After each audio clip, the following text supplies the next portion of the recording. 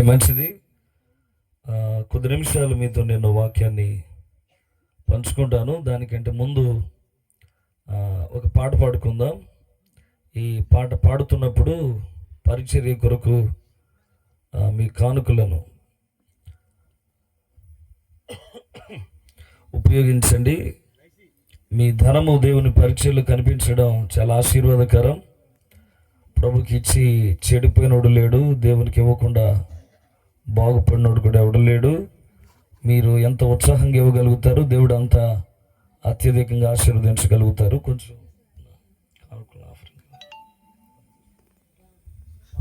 Minor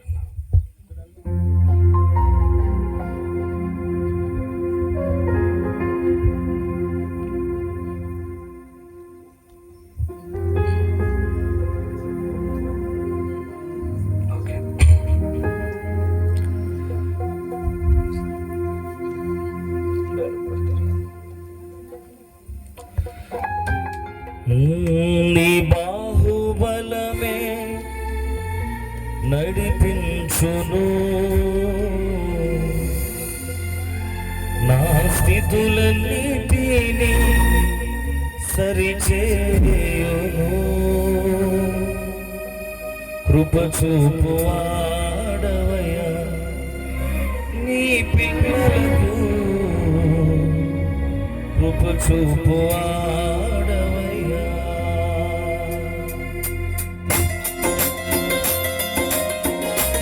అందరం సభలతో ప్రభుని స్తుతిద్దాం.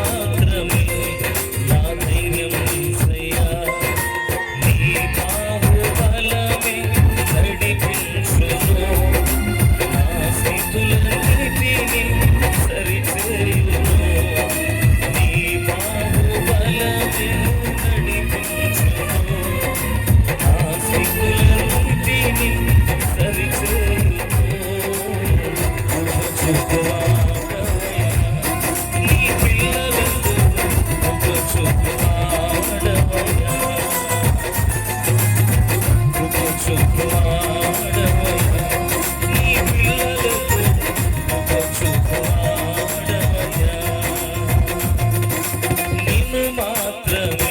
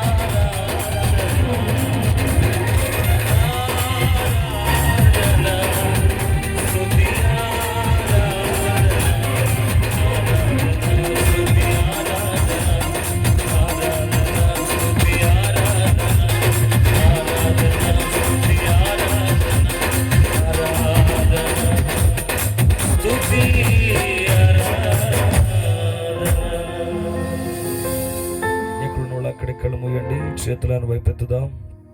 ఈ రాత్రి ప్రభు మనందరితో మాట్లాడినట్లు మన హృదయాలన్నీ ఆయనకి అప్పగిద్దాం. ఈ రాత్రి ఆయన మాట్లాడడానికి సిద్ధపడి ఉండగా వినుబుద్ధిని ప్రభావాలు పుట్టించండి. ఒక చిన్న ప్రార్థన చేద్దాం ప్రతి ఒక్కరు కూడా. ఆయన మాట్లాడితే మన జీవితాలు గొప్ప నెమ్మది, మన పరిస్థితులకు ఒక వెసులుబాటు. ఆయన మాటల్లో దాగి ఉన్న బహు నెమ్మది రాత్రి నువ్వు అనుభవించాలనుకుంటే ప్రభువుని అడుగయ్యా, మీరు మాట్లాడండి అయ్యా, నీ స్వరాన్ని వినే హృదయాలు నాకు కలుగు చేయమని. నీ వాక్యమే నన్ను బ్రతికించేది, నా బాధలలో నెమ్మదినిచ్చేది. నీవు పలికితే నాకు మేలయా, నీవు పలికితే నాకు మేలయా. నీ దర్శనమే నాకు చాలయా, నీ దర్శనమే నాకు చాలయా. నాతో మాట్లాడు ప్రభువా, నీవే మాట్లాడుమయ్యా. నాతో మాట్లాడు ప్రభువా, నీవే. వాక్యమైన కృపా సత్య సంపూర్ణుడా, ఈ రాత్రి మాతో మాట్లాడుటకు దిగిరండి. మా ప్రాణాలని, మా శరీరాల్ని, మా ఆత్మలన్నింటినీ వాక్యం చేత పరిశుద్ధపరచండి. రొట్టె విరవబడినట్లు నీ వాక్య లేఖనాలు రాత్రి మందరి కొరకు విరవబడునుగాక. మీరు మాట్లాడితే బ్రతికే ప్రాణాలు ఇక్కడ చాలా ఉన్నాయి. నీ మాటల్లో ఉన్న సాంత్వన, నెమ్మది, పరిపూర్ణమైన మనశ్శాంతిని బిడ్డలు పొందుకోవడానికి సహాయపడండి. పరిశుద్ధాత్ముడా, మా హృదయాలన్నీ నీ చేతులుగా అప్పగిస్తున్నాం. మేమందరం నీ అధికారాలకు లొంగిపోతుండగా నీ కార్యాలు పరిపూర్ణపరచండి. నన్ను మరుగు చేసి మీరే మహిమనందండి. ఇక్కడున్న ప్రతి హృదయాన్ని నీ చేతులుగా అప్పగిస్తున్నాను. వారిని అయ్యా మీరు మాతో మాట్లాడమని ప్రార్థిస్తూ నీ కార్యాలను ఆశిస్తూ యేసు నామములో అడిగి వేడుకుంటారు మా పరమ తండ్రి. ఆమేన్, ఆమేన్. హల్లెలూయా. రెండు చేతుల పైకి బిగ్గరగా యేసుకి స్తోత్రం చెప్దాం అందరం కలిసి. హల్లెలూయా. చప్పలు కొడుతూ ప్రభుని గణపరచుదాం. ఆయనకి సమస్త ఘనత, మహిమ, ప్రభావములు చెల్లునుగాక. ఈ రాత్రి మీతో కలిసి దేవుని మాటలను పంచుకునే గొప్ప కృపను ప్రభు నాకు అనుగ్రహించినందుకు ప్రభుని ఎంతగానో స్తుతిస్తూ ఉన్నాను. అట్లాగే నన్ను ప్రేమతో ఆహ్వానించినటువంటి మరి సహోదరులు వినయ్ గారికి నా ప్రత్యేకమైన వందనాలు నేను తెలియజేస్తున్నాను. మరి వేదిక మీద ఉన్న సావుకులందరికీ పేరు పేరున వందనాలు. అక్క ఇంద్ర అక్క గారికి కూడా నా ప్రత్యేకమైన వందనాలు నేను తెలియజేస్తూ ఉన్నాను. అట్లాగే ఇక్కడ చాలామంది సేవకులు ఉన్నారు. అన్న మధు అన్న గారికి కూడా ఆ ప్రత్యేకమైన వందనాలు. నాతో పాటు వచ్చిన సేవకులకు కూడా ప్రత్యేకమైన వందనాలు తెలియజేస్తున్నాను. కుడి వచ్చిన మీ అందరికీ వందనాలండి. ప్రభు మిమ్మల్ని అందరిని దీవించి ఆశీర్వదించునుగాక. మరి ఈ ప్రాంతాల్లో ఇట్టి సభ జరగడానికి వినయ్కి ప్రోత్సాహకరంగా ఉన్నటువంటి బ్రదర్ శ్రీకాంత్ గారిని బట్టి కూడా ప్రభుని ఎంతగానో స్తుతిస్తూ ఉన్నాను. ఇలాంటి దేవుని పనిలో ప్రోత్సాహాలు అందించే ప్రజలు ఉంటే దేవుని పని ఇంకా సులువుగా చాకచక్యంగా చేయడానికి అవకాశం ఉంటుంది. సో అన్నకిచ్చిన మంచి మనసును బట్టి ప్రత్యేకంగా ప్రభుని ఎంతో స్తుతిస్తూ వారికి ఇచ్చిన ఆ కుటుంబాలు, వారికి ఇచ్చిన సమస్తాన్ని దేవుడు దీవించునుగాక. కొద్ది నిమిషాలు లేఖనాలు మనము పరిశీలన చేద్దాం. మార్క్స్ వార్త 4వ అధ్యాయం ఎదుకోద్దాం. బైబిల్ గ్రంథాలు తెరవండి. మార్క్స్ వార్త 4వ అధ్యాయము 35వ వచనాన్ని, 36వ వచనాన్ని, 37వ వచనాన్ని, ఈ 3 వచనాలు చదువుదాం. లేఖనాలు దయతో తెరవండి. ఆ దినమే సాయంకాలమైనప్పుడు ఆయన ధరికి పోవుదుమని వారితో చెప్పగా వారు జనులను పంపివేసి ఆయనను ఉన్న పట్టున చిన్న దోణిలో తీసుకొని పోయిరి. ఆయన వెంబడి మరికొన్ని దోణిలు వచ్చెను. అప్పుడు పెద్ద తుఫాను రేగి ఆయన ఉన్న దోణి మీద అలలు కొట్టినందున ధోని నీళ్లతో నిండిపోయిన. ఈ చదివిన లేఖనాన్ని పరిశుద్ధాత్ముడు మనకు విశదపరిచి ఆయన మార్గాలను మనకు బోధించునుగాక. ఆమేన్. 1912వ సంవత్సరంలో మానవుడు కదిలే నీటి మీద కదలకుండా ఉండేటువంటి ఒక 3 కంపార్ట్మెంట్లతో ఒక అద్భుతమైన వాడను నిర్మించాడు. చాలా శక్తివంతమైన వాడ. ఆ రోజుల్లో మానవ జీవితాలు, వారికి ఉండేటువంటి తెలివి, నాగరికత అంతంత మాత్రమే. 1912 పరిసర ప్రాంతాల్లో చాలా విస్తారమైన సొమ్మును పోగుగట్టి ఒక వ్యక్తి అద్భుతమైన నిర్మాణాన్ని నిర్మించాడు. అయితే వాడ నిర్మాణం అంతా చేయబడిన తర్వాత ఆ కంపెనీ చాలా మందికి అనౌన్స్మెంట్ చేసింది. అదేంటంటే, మీలో ఎవరైనా ఈ పెద్దవాడలో ప్రయాణం చేయడానికి తొలి ప్రయాణపు తీపి జ్ఞాపకాలు మీరు దాచుకోవాలనుకుంటే ఈ వాడలో టికెట్స్ బుక్ చేసుకోవచ్చు, అవైలబుల్గా ఉన్నాయని ఒక చిన్న ప్రకటన ఇచ్చింది. చాలామంది ధనికులు, సుప్రసిద్ధమైన పేరు మోసినటువంటి సెలబ్రిటీలు కానీ, రాజకీయ వ్యక్తులు కానీ, మాజీ ప్రముఖులు చాలామంది ఆ వాడలో ప్రయాణం చేయడానికి టికెట్స్ అని బుక్ చేసుకున్నారు. ఇంచుమించుగా ఆ రోజు 2200 మంది ప్రయాణికులు ఆ వాడలో ప్రయాణం చేయడానికి టికెట్స్ అని బుక్ చేసుకున్నారు. అందులో చాలామంది పేరు మోసిన ధనికులు, రాజకీయ నాయకులు, సినీ ప్రముఖులు, ఆర్థిక నిపుణులు చాలామంది కూడా అందులో ప్రయాణం చేశారు. అయితే కనీసం మనం ప్రయాణం చేయలేకపోయినా దూరం నుండైనా ఆ వాడను చూద్దామని చాలామంది వచ్చారు ఆ రోజు.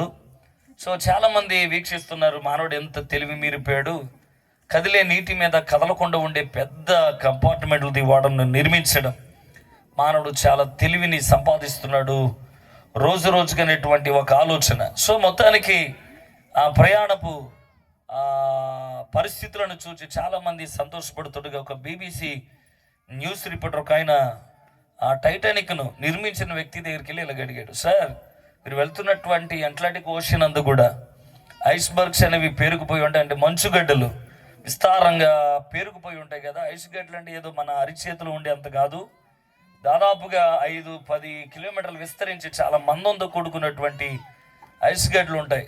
సో చాలా -డిగ్రీ టెంపరేచర్ ఉంటుంది అట్లాంటిక్ ఓషన్ అంతా, చాలా భయంకరమైనది.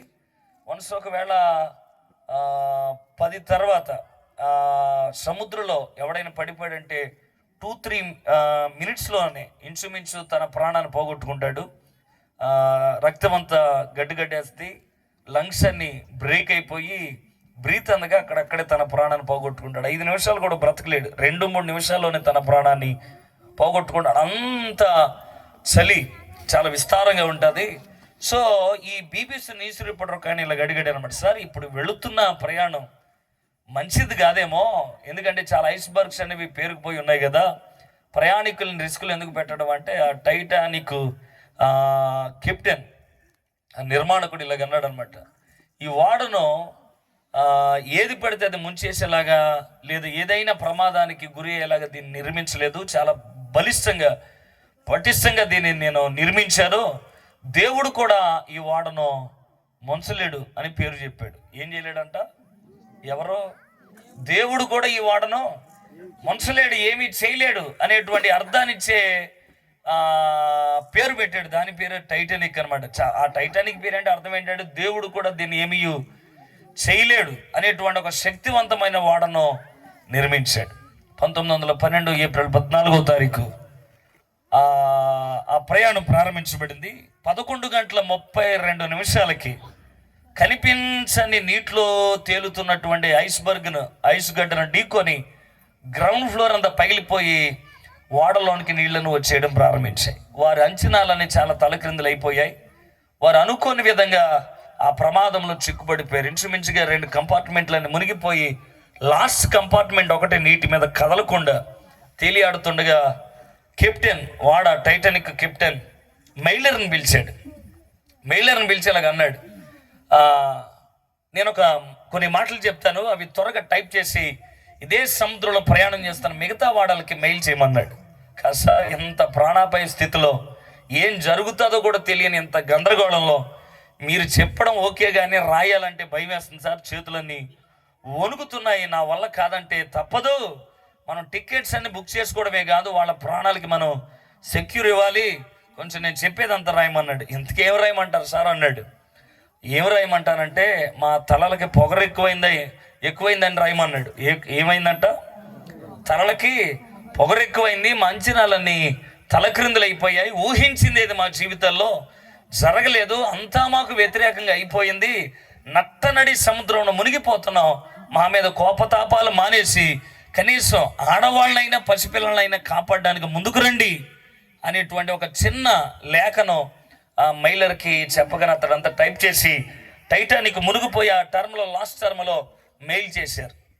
టైటానిక్ నుండి 7 మైళ్ళ దూరంలో ప్రయాణం చేస్తున్నటువంటి శాప్సన్ అనేటువంటి ఒక ఓడకి మెయిల్ వెళ్ళగానే మెయిల్ని రిసీవ్ చేసుకున్నటువంటి వ్యక్తి ఇలాగన్నాడు, పేరు మోసిన టైటానిక్ మునిగిపోతుందంట, సహాయాన్ని కోరుకున్నారు అంటే సిబ్బంది అంతా అన్నారు, వెళదాము సార్, మరి దగ్గరే కదా 10-15 నిమిషాలు వెళ్ళిపోవచ్చు అంటే, కాదురా మనం ఇన్లీగల్గా చేపల వేటకు వచ్చాము సముద్రంలోకి, ఇప్పుడు వెళ్ళి సహాయం చేస్తే రేపన్న రోజున మనం పబ్లిక్లో ఏదన్నా న్యూస్ స్ప్రెడ్ అయితే మనకి లీగల్ ప్రాబ్లమ్స్ వస్తాయి, సో ఇన్లీగల్గా చేపల వేటకు వచ్చి రేపొద్దున లీగల్ ప్రాబ్లమ్స్ తెచ్చుకోవడం ఎందుకు, ఎవడు సావును అడుగు వదిలేదామని వదిలేసాడు. ఎన్ని మైళ్ళు దూరం? 7 మైళ్ళు. వెనక్కి తిప్పితే కొంతమంది ప్రాణాలైనా కాపాడేవాడు, నా మీదకి ఏదైనా వస్తుందేమో, నేనెందుకు రిస్క్లో పడాలని తనను విరమించుకున్నాడు. సో అదే టైటానిక్ నుండి 2వ మైలు కూడా మెయిల్ చేశారు. సో ఈ టైటానిక్ నుండి వెళ్ళినటువంటి మెయిల్ 14 మైళ్ళ దూరంలో ప్రయాణం చేస్తున్నటువంటి కాలిఫోర్నియా అనేటువంటి ఒక వాడకు మెయిల్ వెళ్ళింది. ఆ కాలిఫోర్నియన్ వాడ కెప్టెన్ మెయిల్ని రిసీవ్ చేసుకోగానే అతి పెద్ద వాడ మునిగిపోతుంది, బట్ వెళ్ళాలని ఆశ ఉంది, కానీ అంత పెద్ద వాడలకి ప్రమాదాలు జరిగినప్పుడు మనమన్నీ చిన్న పడవలు కదా, ఓడలు కదా, సో ఇక మన జీవితాలు ఈ అర్ధరాత్రులు వెళ్తే మనము రిస్క్లో పడాలి, రేపు ఎప్పుడైనా దారి కనబడినప్పుడు, త్రోవ మనకు సరిగ్గా అనిపించినప్పుడు, అనుకూలతగా మనకు అనిపించినప్పుడు వెళ్ళి సహాయం చేద్దామలే అని ఇతడు కూడా నిర్లక్ష్యాన్ని వహించాడు. ముందోడేమో మనం ఎందుకు రిస్క్లో పడాలి అని, రెండో వాడేమో సహాయం చేద్దాం, బట్ ఎప్పుడు చేద్దాం, రేపు ఎప్పుడైనా అనుకూలత ఉన్నప్పుడు సహాయం చేద్దామని. సో ఈ లోపు ప్రాణాలు పోయేవాళ్ళు చాలామంది ఉంటారు.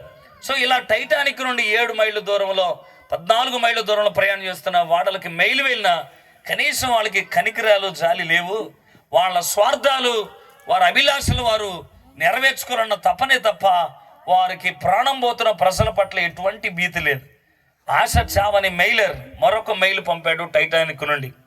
ఆ టైటానిక్ నుండి 58 మైళ్ళ దూరంలో ప్రయాణం చేస్తున్న కర్పాతియా అనేటువంటి వాడకి మెయిల్ వెళ్ళగానే ఆ వాడ కెప్టెన్, కర్పాతియా వాడ కెప్టెన్ మెయిలర్ రిసీవ్ చేసుకొని మెయిల్ని తన సిబ్బందితో ఇలాగన్నాడు, పేరు మోసిన టైటానిక్ అనతి కాలములోనే తన తొలి ప్రయాణములోనే ప్రమాదానికి గురి అయి మునిగిపోతుందంట, నేను సహాయం చేద్దాం అనుకుంటున్నాను, నాతో మీరు సమ్మతించగలుగుతారంటే ఆ వాడలో ఉన్న సిబ్బంది అంతా ఇలా చెప్పారు, మీతో పాటు మేము కూడా సహకరిద్దామని. ఆ కెప్టెన్ ఇలాగన్నాడు, ఆశ ఒకటి ఉంటే లోపల సరిపోదు, మార్గాలని ఎట్లా ఉన్నాయో మనకి తెలియదు, మనం వెళ్ళే దారిలో కూడా ఏదో ఒక ప్రమాదం పొంచి ఉండొచ్చు, బట్ మన మార్గాలని దేవునికి అప్పగిద్దాం, అందరూ మోకరించి ప్రార్థన చేయమన్నాడు. స్తోత్రం కలుగునుగాక.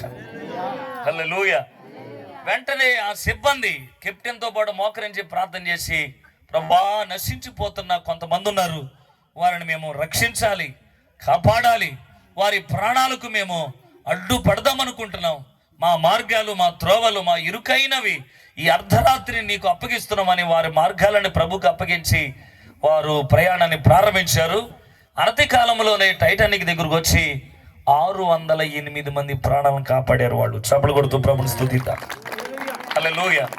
ఇలారా అతడు ఒక క్రైస్తవుడు, కర్పాతియా కెప్టెన్ ఒక క్రైస్తవుడు. ఇదంతా నేను ఎందుకు చెప్తున్నానంటే, ఈ ప్రపంచంలో ఉన్నది 3 జాతులు.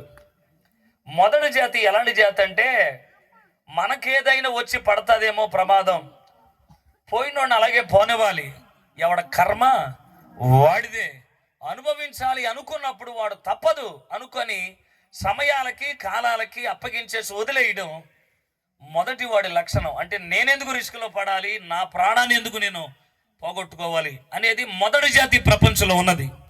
రెండో జాతి ఎలా ఉన్నదో తెలుసా? సహాయం చేయాలనుకుంటారు, వాళ్ళకి మంచి మనస్సాక్షి కూడా ఉంటుంది. బట్ వాళ్ళు సహాయం చేయాలనుకున్న ఆలోచన ఉన్నా సరే ఎప్పుడు చేద్దాం అనుకుంటారంటే వాళ్ళకి ఎప్పుడైనా అనుకూలత ఉన్నప్పుడు. చేతి నిండా సమృద్ధి ఉన్న రోజు చూద్దాం, ఒంటి నిండా ఆరోగ్యం ఉన్న రోజు చూద్దాం, పరిస్థితులు మనకి అనుకూలతగా ఉన్నప్పుడు ముందుకు కదులుదాం అనేటువంటి కొంతమంది కాలయాపనం చేసే బ్యాచ్ రెండోది. కానీ ఈ రెండు జాతులు ప్రపంచం నిండా వ్యాపించి ఉండగా మూడో జాతి ఏంటో తెలుసా? ఏదో ఒకటి అవుతుంది, నశించిపోతున్న కొందరైన ప్రభు కొరకు సంపాదించాలి అనేటువంటి ఒక తపన ఉన్నది. అదే మూడో జాతి.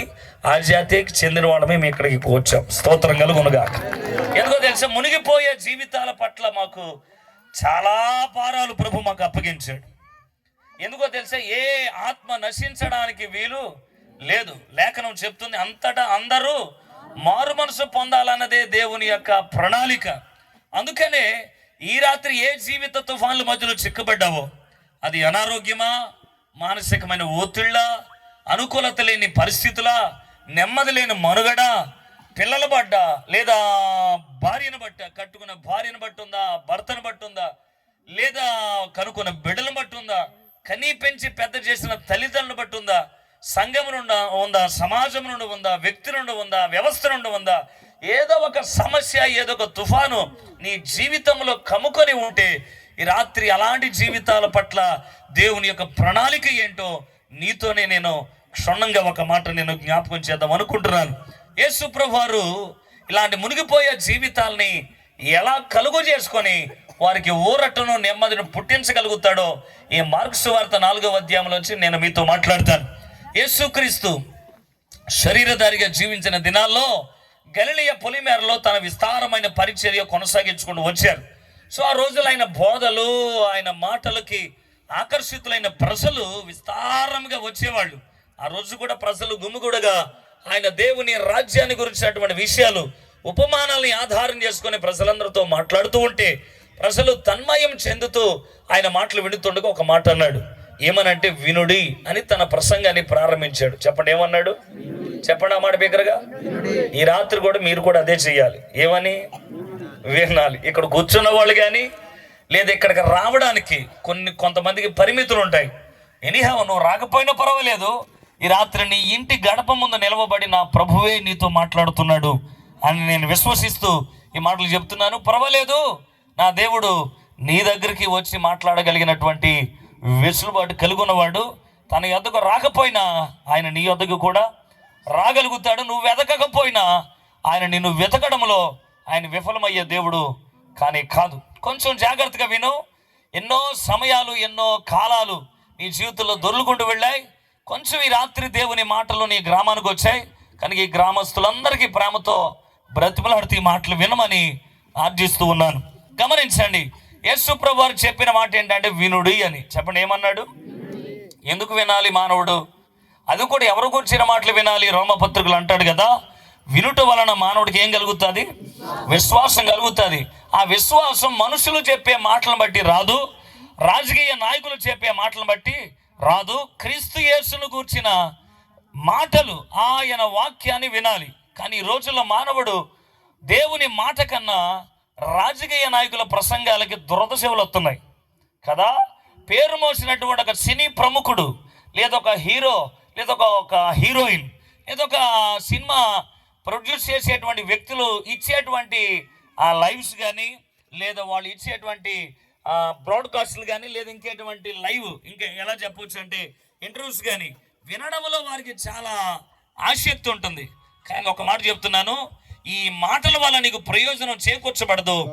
నేను చెబుతున్నాను, ఈ రాత్రి నా ప్రభువైన యేసుక్రీస్తు గురించిన మాటలు వినగలిగితే ఈ రాత్రి ఖచ్చితంగా నువ్వు బ్రతకగలుగుతావు. ఎందుకో తెలుసా? బైబిల్లో ఒక అద్భుతమైన ఒక రాజు ఉన్నాడు. చాలా డబ్బున్నవాడు, చాలా గొప్ప వ్యక్తి అతడు. అతనికి రాజ్యం ఉంది, అతనికి రాజ కిరీటాలు ఉన్నాయి, రాజ సింహాసనాలు ఉన్నాయి, రాజ దర్బారు ఉంది, రాజ పరివారం ఉంది, రాజ సైన్యం ఉంది. అతడు చెప్పుకోదగ్గ గొప్ప రాజు అయి ఉన్నాడు. బట్ అతడు తన కిరీటాన్ని బట్టి, తనకున్న సింహాసనాన్ని బట్టి, రాజా పరివారమును బట్టి బ్రతకట్లేదంట. ఆ రాజు ఒకరోజు ఇలాగన్నాడు, నీ వాక్యమే ప్రభువా నన్ను బ్రతికించుచున్నది, నా బాధలలో నాకు నెమ్మదిని కలిగించుచున్నది అన్నాడు. విజ్ఞులు ఆలోచించండి, ఒక రాజు తనకున్న ధనాన్ని బట్టి కానీ, వెండి వైడూర్యాలను బట్టి కానీ, లేదా బంగారపు నిధులను బట్టి కానీ, రాజకోటలు, రాజ సింహాసనాలు, రాజ కిరీటాలు అతను బ్రతికించట్లేదంట. దేవుని వాక్యం ఒకటి అతను బ్రతికించుచున్నది. అలాంటి రాజులనే బ్రతికించిన వాక్యం ఈ రాత్రి నిన్ను కూడా బ్రతికించగలుగుతుంది. గుర్తుపెట్టుకో, రాజులకే దేవుని వాక్యం అవసరమై ఉన్నప్పుడు మనము చాలా సామాన్యులం. దేవుని వాక్యం నీకు నాకు గొప్ప ఆదరణ, గొప్ప నెమ్మది నిశ్చయముగా ఖచ్చితంగా కలుగు చేయునుగాక. అందుకనే వినేటప్పుడు ఎవరు పడితే వాళ్ళ మాటలు కాదు వినాల్సింది, దేవుని మాటలే మనం వినాలి. కొంచెం గమనించండి ఈ మాటలన్నీ కూడా. అందుకనే వినుట వలన మానవ జీవితంలో విశ్వాసం ఎందుకు ఉపయోగపడుతుంది అని అంటే, హెబ్రీ 11:6 చెప్పాడు, విశ్వాసం లేకుండా దేవునికి ఇష్టలయ్యుండుట అసాధ్యము అన్నాడు. అంటే ఇప్పుడు మనలో ఉన్న విశ్వాసం నిన్ను ఎవరికి ఇష్టలుగా చేయగలుగుతుంది? దేవునికి ఇష్టలుగా చేయగలుగుతుంది. సో ఇప్పుడు ఆయనకి ఇష్టలుగా మనము బ్రతికితే తర్వాత మనకు వచ్చేటువంటి ఆశీర్వాదం ఏంటో చెప్పన. లూకాసు వార్తలు అన్నాడు, ఆయనకి ఇష్టలైన మనుషులకు భూమి మీద సమాధానం. స్తోత్రం కలుగును గాక. ఈ రాత్రి ఆ తుఫానుల మధ్యలో నీవు కోరుకోవాల్సింది ఏంటిది? సమాధానమే. నీ కన్నీళ్ళ మధ్య కావాల్సిందేంటిది? సమాధానమే. నీ ఒడిదుడుకుల మధ్యలో, నీ అనారోగ్య వ్యాధి రుగ్మత బాధలో నీకు కావాల్సిందేంటిది? సమాధానమే. ఆ సమాధానం ఎలాగొస్తుందో తెలుసా? ఆయనకి ఇష్టడుగా నువ్వు జీవించిన రోజు. ఎప్పుడు నువ్వు ఆయనకి ఇష్టడుగా జీవించగలుగుతావో తెలుసా? ఆయన యందు నువ్వు విశ్వాసం ఉంచిన రోజు. నీలో విశ్వాసం ఎప్పుడు ప్రారంభించబడుతుందో తెలుసా? క్రీస్తు యేసును గూర్చిన మాటలు వినిన క్రమాన్ని బట్టి. హల్లెలూయా. అందుకే ప్రభు ఏమన్నాడంటే, నా మాట మీరు జాగ్రత్తగా వినమని. వింటే మన జీవితాల్లో జరిగేటువంటి పరిణామాలు ఏంటో మనం తెలుసుకోవచ్చు. అందుకని ఆ రోజు అంత వినండి అని దేవుని రాజ్యమును గురించి, దేవుని వాక్యములో ఉన్న సత్తువును, సారాన్ని, జీవాన్ని వారికి చెప్పుకుంటూ వచ్చాడు. ఒక వ్యక్తి విత్తనాలు పట్టుకొని పొలంలోనికి చల్లడానికి పోయాడు. కొన్ని విత్తనాలు త్రోవ ప్రక్క పడ్డాయి. పడిన విత్తనాలు ఆకాశ పక్షులు వచ్చి మృంగేశాయి. మరికొన్ని విత్తనాలు రాతి నేల మీద పడ్డాయి. మొక్క మొలిచింది కానీ ఎండ తీవ్రతకి అది వాడిపోయింది. మరికొన్ని విత్తనాలు ముండ్ల పొదల్లో పడ్డాయి. కానీ మొలిచిన మొక్క మరుగుజ్జుగా మారిపోయింది. ఎందుకంటే ఈ మొక్క కంటే ముందే పెరిగిన ముండ్లు ఈ ఎదుగుతున్న మొక్కను ఏం చేశాయి? అరిచివేశాయి. అందుకని ఎదగలేక మరుగుజ్జుగా ఆగిపోయింది. మరికొన్ని విత్తనాలు మంచి నేల మీద పడ్డాయి. అవి ఫలించాయి అని చెప్పగానే అందరూ చప్పట్లు కొట్టేశారు. మీకులాగే బాగుంది కదా ఈ ఉపమానం అనుకున్నారు వాళ్ళు. కానీ చిత్రమైన విషయం ఏంటో చెప్పిన, ఎందుకు చెప్పాడో వారు ఆ సంగతులు వారు గ్రహించలేకపోయారు. అందుకే 4వ అధ్యాయం 10వ వచనం వచ్చేసరికి ఆయన ఒంటరిగా ఉన్నప్పుడు ఆ 12 మంది వచ్చి అన్నారు, అయ్యా ఆ ఉపమానము గురించి మరల మాకు చెప్పవా అని అడిగినప్పుడు 11వ వచనంలో ఆయన అన్నాడు, దేవుని రాజ్యమును గురించిన మర్మము మీకు అనుగ్రహింపబడి ఉన్నది.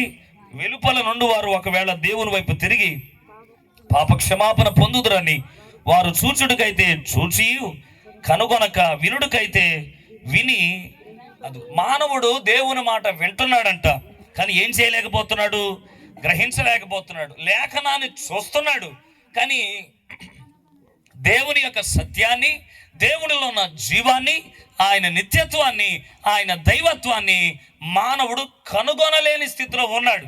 సమస్తాన్ని కనుగొంటున్నాడు, కానీ వాక్యపు లోతుల్లో దాగి ఉన్న దేవుని యొక్క సత్యాన్ని కనుగొనలేనటువంటి ఒక మందమత్తు గల కారణాలు ఏంటిదో తెలుసా? వాక్యాన్ని పెడర్థాలు తీసుకోవడం, వాక్యానికి సమయాలు వెచ్చించలేకపోవడం, దేవుని ముందు కూర్చొని నీవేమై ఉన్నావో నాకు చెప్పవా అని ఆయన ఉనికిని మానవుడు గ్రహించలేకపోవడం. ఇవి మానవ జీవితాల్లో ఉన్నటువంటి అవిధేయతలు. వీటన్నిటినీ రాత్రి విడిచిపెట్టగలిగితే ఆయన ఏమై ఉన్నాడో నీకు ప్రత్యక్షం అవ్వగలిగిన దేవుడని చెప్పడంలో నేను సందేహించట్లేదు. ఎందుకో తెలుసా? వెతుకు ప్రతి వారికి ఆయన దొరుకు దేవుడై ఉన్నాడు. స్తోత్రం కలుగునుగాక. హల్లెలూయా. ఆశ కలిగిన ప్రతి ప్రాణమునైనా తృప్తిపరచగలుగుతాడు. ఒట్టిగా నిర్విరామంగా తిరిగి వెనక పంపేసేవాడు కాదు కదా. ఆ ఉపమానం అంతా వారికి విశదపరిచాడు. మరలా ఏమిటి అంటే విత్తనము దేవుని వాక్యము, విత్తువాడు సేవకుడు, విత్తబడే స్థలము పొలము అనేది సంగమై ఉండొచ్చు, లేదా మానవ హృదయమై ఉండొచ్చు. వినేటప్పుడు జాగ్రత్తగా వినగలిగితే అపవాది నేనేం చేస్తాడు, వాక్యాన్ని వినకుండా చేయగలుగుతాడు. మరికొన్ని విత్తనాలు రాతి నేల మీద పడినట్లు, మరికొన్ని వాక్యపు కాంతి అంటే లేదా మన హృదయాల మీద పడిన అది శ్రమ దినమును కృంగిపోతుంది అనేటువంటి సారాంశాన్ని ప్రభు ఇందులో మాట్లాడుకుంటూ వచ్చాడు. ఏదైనా సరే ఈ ఉపమానాన్నంతా వివరించిన తర్వాత ఆ సాయంకాలం ప్రభు ఇలాగన్నాడు. ఏమన్నా తెలుసా, ఇప్పుడు మనం గలిలీలో ఉన్నాం కదా, గెరాసేనుల ప్రాంతానికి వెళ్ళాలి, ప్రయాణానికి పడవను ఏర్పాటు చేయమన్నాడు. ఎక్కడి నుండి ఎక్కడికి వెళ్ళడానికి? గలిలియ నుండి గెరాసేనుల ప్రాంతానికి వెళ్ళడానికి. సో ఇప్పుడు ఆయన చెప్పగానే 36 వచనం మనం చదివాం కదా, ఉన్న పాటున ఆయనను తీసుకుని పోవడానికి ఏ దోణిను తీసుకొచ్చారు? చిన్న దోణిను తీసుకుని వచ్చారు. చెప్పండి అన్నమాట, ఏ దోణి? చిన్న దోణిను తీసుకుని వచ్చారు. సో ఈ చిన్న దోణిను తీసుకుని వెళుతూ ఉండగా 37 వచనం మార్క్ గారు రాస్తున్నారు, ఆ పడవ మీదకి ఏ తుఫాను వచ్చానో? పెద్ద తుఫాను రేగెను అని మాట ఉంది. వింటున్నారు నా మాటలు? కొంతమంది తలకెళ్ళి దించేశారు. ఇప్పుడే కదా ఎక్కాను నేను. మా బెండకాయ చెట్లు ఓ పక్క ఒరిగిపోతాయి చూడు, అట్లాగా కొంచెం ఓపికతో వాక్యాలు వినండి. ఇవాళ ఒక రోజుగా, రేపు లేదుగా. కొంచెం శ్రద్ధగా దేవుని మాటలు వినండి. స్తోత్రం చెప్పండి అందరూ కలిసి, హల్లెలూయా. సో నా మాటలు వినండి చాలా జాగ్రత్తగా.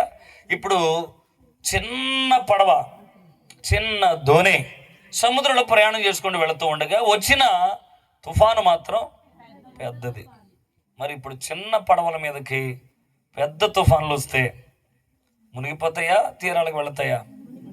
చెప్పండి సార్. పెద్దలు పురుషులను అడుగుతున్నాను నేను. ఏమైపోతారు సార్? మునిగిపోతాయి. తీరం చేరడం కష్టమే. సముద్రం అనేది లోకం లాంటిది. మన జీవితాలన్నీ చిన్నవై ఉన్నాయి. మన జీవితాల మీదకి వచ్చే తుఫాన్లు పెద్దవై ఉన్నాయి. నిజానికి ఒక మాట అడుగుతున్నాను, మన జీవితాలు చిన్నవంటారా పెద్దవంటారా సార్? చిన్నవే అంటారా, పెద్దది కాదంటారా? ఆదామును సృజించిన రోజు అన్నాడు, ఈ పండు తినకరా, తింటే తినమన నిశ్చయముగా నువ్వు చేస్తావు అన్నాడు. అయ్యగారు ఏం చేశాడు? ఏది తినొద్దన్నాడో అది తిన్నాడు. మరి ఆ రోజు చచ్చిపోయాడా, ఆ తర్వాత చచ్చిపోయాడా? ఆదాము తర్వాతే చచ్చిపోయాడా? 930 సంవత్సరాలు బతికాడు. ఎవరు? ఆదాము. నిజానికి నేను అంటాను, ఆదాము తిన్న రోజే చచ్చిపోయాడు నిజానికి. ఎందుకో తెలుసా? ప్రభు దృష్టికి ఒక్క దినము 1000 సంవత్సరాలు. 84వ కీర్తన కాదు, పేతురు రాసిన పత్రిక 3:6 అనుకుంటా అంటాడు, ప్రియులారా ఒక దినం మర్చిపోకూడదు ఒక సంగతి, ఆయన దృష్టికి ఒక్క దినము 1000 సంవత్సరాల వల్లెను, 1000 సంవత్సరములు ఆయన దృష్టికి ఒక్క దినము వలె ఉన్నాయి అన్నాడు. ఇప్పుడు తిను దినమునా అని చెప్పాడు. తింటే చచ్చిపోతావని లేదు, తిన్న రోజే నువ్వు చనిపోతావని చెప్పాడు. నిజానికి ఆదాము తన కాలం ఇంకా ఉండగానే తన ప్రాణాన్ని పోగొట్టుకున్నాడు. మనకి 930 అని ఉంది, కానీ దేవుని కాలగతుల్లో 22 గంటల పాటు బతికాడు అంతే. ఎన్ని గంటలు? 22 గంటలు. ఆయన దృష్టికి 24 గంటలు అవ్వాలి, ఇంకా 2 గంటలు ఉండగా తన ప్రాణాన్ని ఆదాము పోగొట్టుకున్నాడు. నిజానికి ఆదికాండం 5వ అధ్యాయం అంతా చదివినప్పుడు అందులో దాదాపుగా 700 లేదా 600 లేదా 800 900 బతికిన వాళ్ళ మానవ మనుగడ ఉంది. ఇంచుమించుగా మెతుషేల బ్రతికిన సంవత్సరములు 969. అంటే మానవ జీవిత నౌక ఒకప్పుడు చిన్నది కాదు, చాలా పెద్దది. దగ్గర 1000 సంవత్సరాలు బతికింది. కానీ మానవుడు ఏం చేశాడంటే అధికమైన ఆయుష్ను అనుభవిస్తున్నాడు, కానీ ఆరోగ్యాన్ని పొందుకుంటున్నాడు, కానీ ఆరోగ్యాన్ని ఆయుష్ని ఇచ్చిన దేవుడు మాత్రం మానవుడు ఆరాధించట్లేదు. అందుకని దేవుడు ఏం చేశాడంటే, అసలు వీడు ఎంత ఆయుష్ను పొందుకున్నాడు, ఆరోగ్యాన్ని అనుభవిస్తున్నాడు, వీడు ఏం చేస్తున్నాడా అని భూమి మీద చూస్తాకు వచ్చాడంట. ఆదికాండం 3వ అధ్యాయం 11వ వచనం, 6వ అధ్యాయం 11వ వచనం, బైబిల్ గ్రంథాలు తీయండి. అందుకు ఆయన 6వ అధ్యాయం 11వ వచనం, భూలోకము దేవుని సన్నిధిని చెడిపోయి ఉండెను, భూలోకము బలాత్కారముతో నిండి ఉండెను, దేవుడు భూలోకమును చూచినప్పుడు చెడిపోయి ఉండెను, సమస్త శరీరులు, అదిగో నా వైపు చూడండి, భూమి అంతటిని ఆయన చూడడానికి వచ్చినప్పుడు, భూమి మీద ఉన్న మానవ జాతిని అంతా చూడడానికి వచ్చినప్పుడు ఎలా ఉంది? అది చెడిపోయి ఉండేది. నిజానికి చెడిపోయిన సృష్టి ఇచ్చాడా దేవుడు? మంచి సృష్టి ఇచ్చాడా? ఆదికాండం 1వ అధ్యాయం చదివినప్పుడు ఇది మంచిది మంచిది అని ఉంది. మరి 6వ అధ్యాయానికి వచ్చేసరికి ఎలాగైపోయింది? నిజమేగా. దేవుడు ఆదివారం నుండి మరలా ఆదివారం దాకా, అంటే సోమవారం, మంగళవారం, బుధ, గురు, శుక్రు, శని ఇవన్నీ మంచిగా చెడ్డయా చెప్పండి? కానీ దేవుడు మంచి ఎత్తే మంగళవారం చెడ్డదన్నాం మనం. మరి ఆ మంగళవారం ఎందుకు చెడ్డదైందో నాకు అర్థం కాల. అర్థమవుతుందా? అంటే మిగతా రోజులన్నీ వెళ్తుండి ఆ ఒక్కరోజే మొత్తం చీకటి ఉంటుంది అనుకున్నాడు ఏంటో నాకు అర్థం కాదు. సో ఇలా మానవుడు దేవుడు కలుగు చేసిన ప్రతి దాంట్లో మంచిని వెతకడానికి పోయి ఏం వెతికాడు? చెడుని వెతికాడు. విధవరాలు ఎదురొత్తి ఎళ్ళు, గొడ్రాలు ఎదురొత్తి ఎళ్ళు, పిల్లి ఎదురొత్తి ఎళ్ళు, ఒకడు తుమ్మితే ఎల్లడు. ఏందో ఈ పిచ్చి పిచ్చి మానవ తంత్రాలు నాకు అర్థం కావట్లేదు. తుమ్మితే ఆగిపోవడం ఏంటి? ఇది ఎలా షెడ్ అయింది?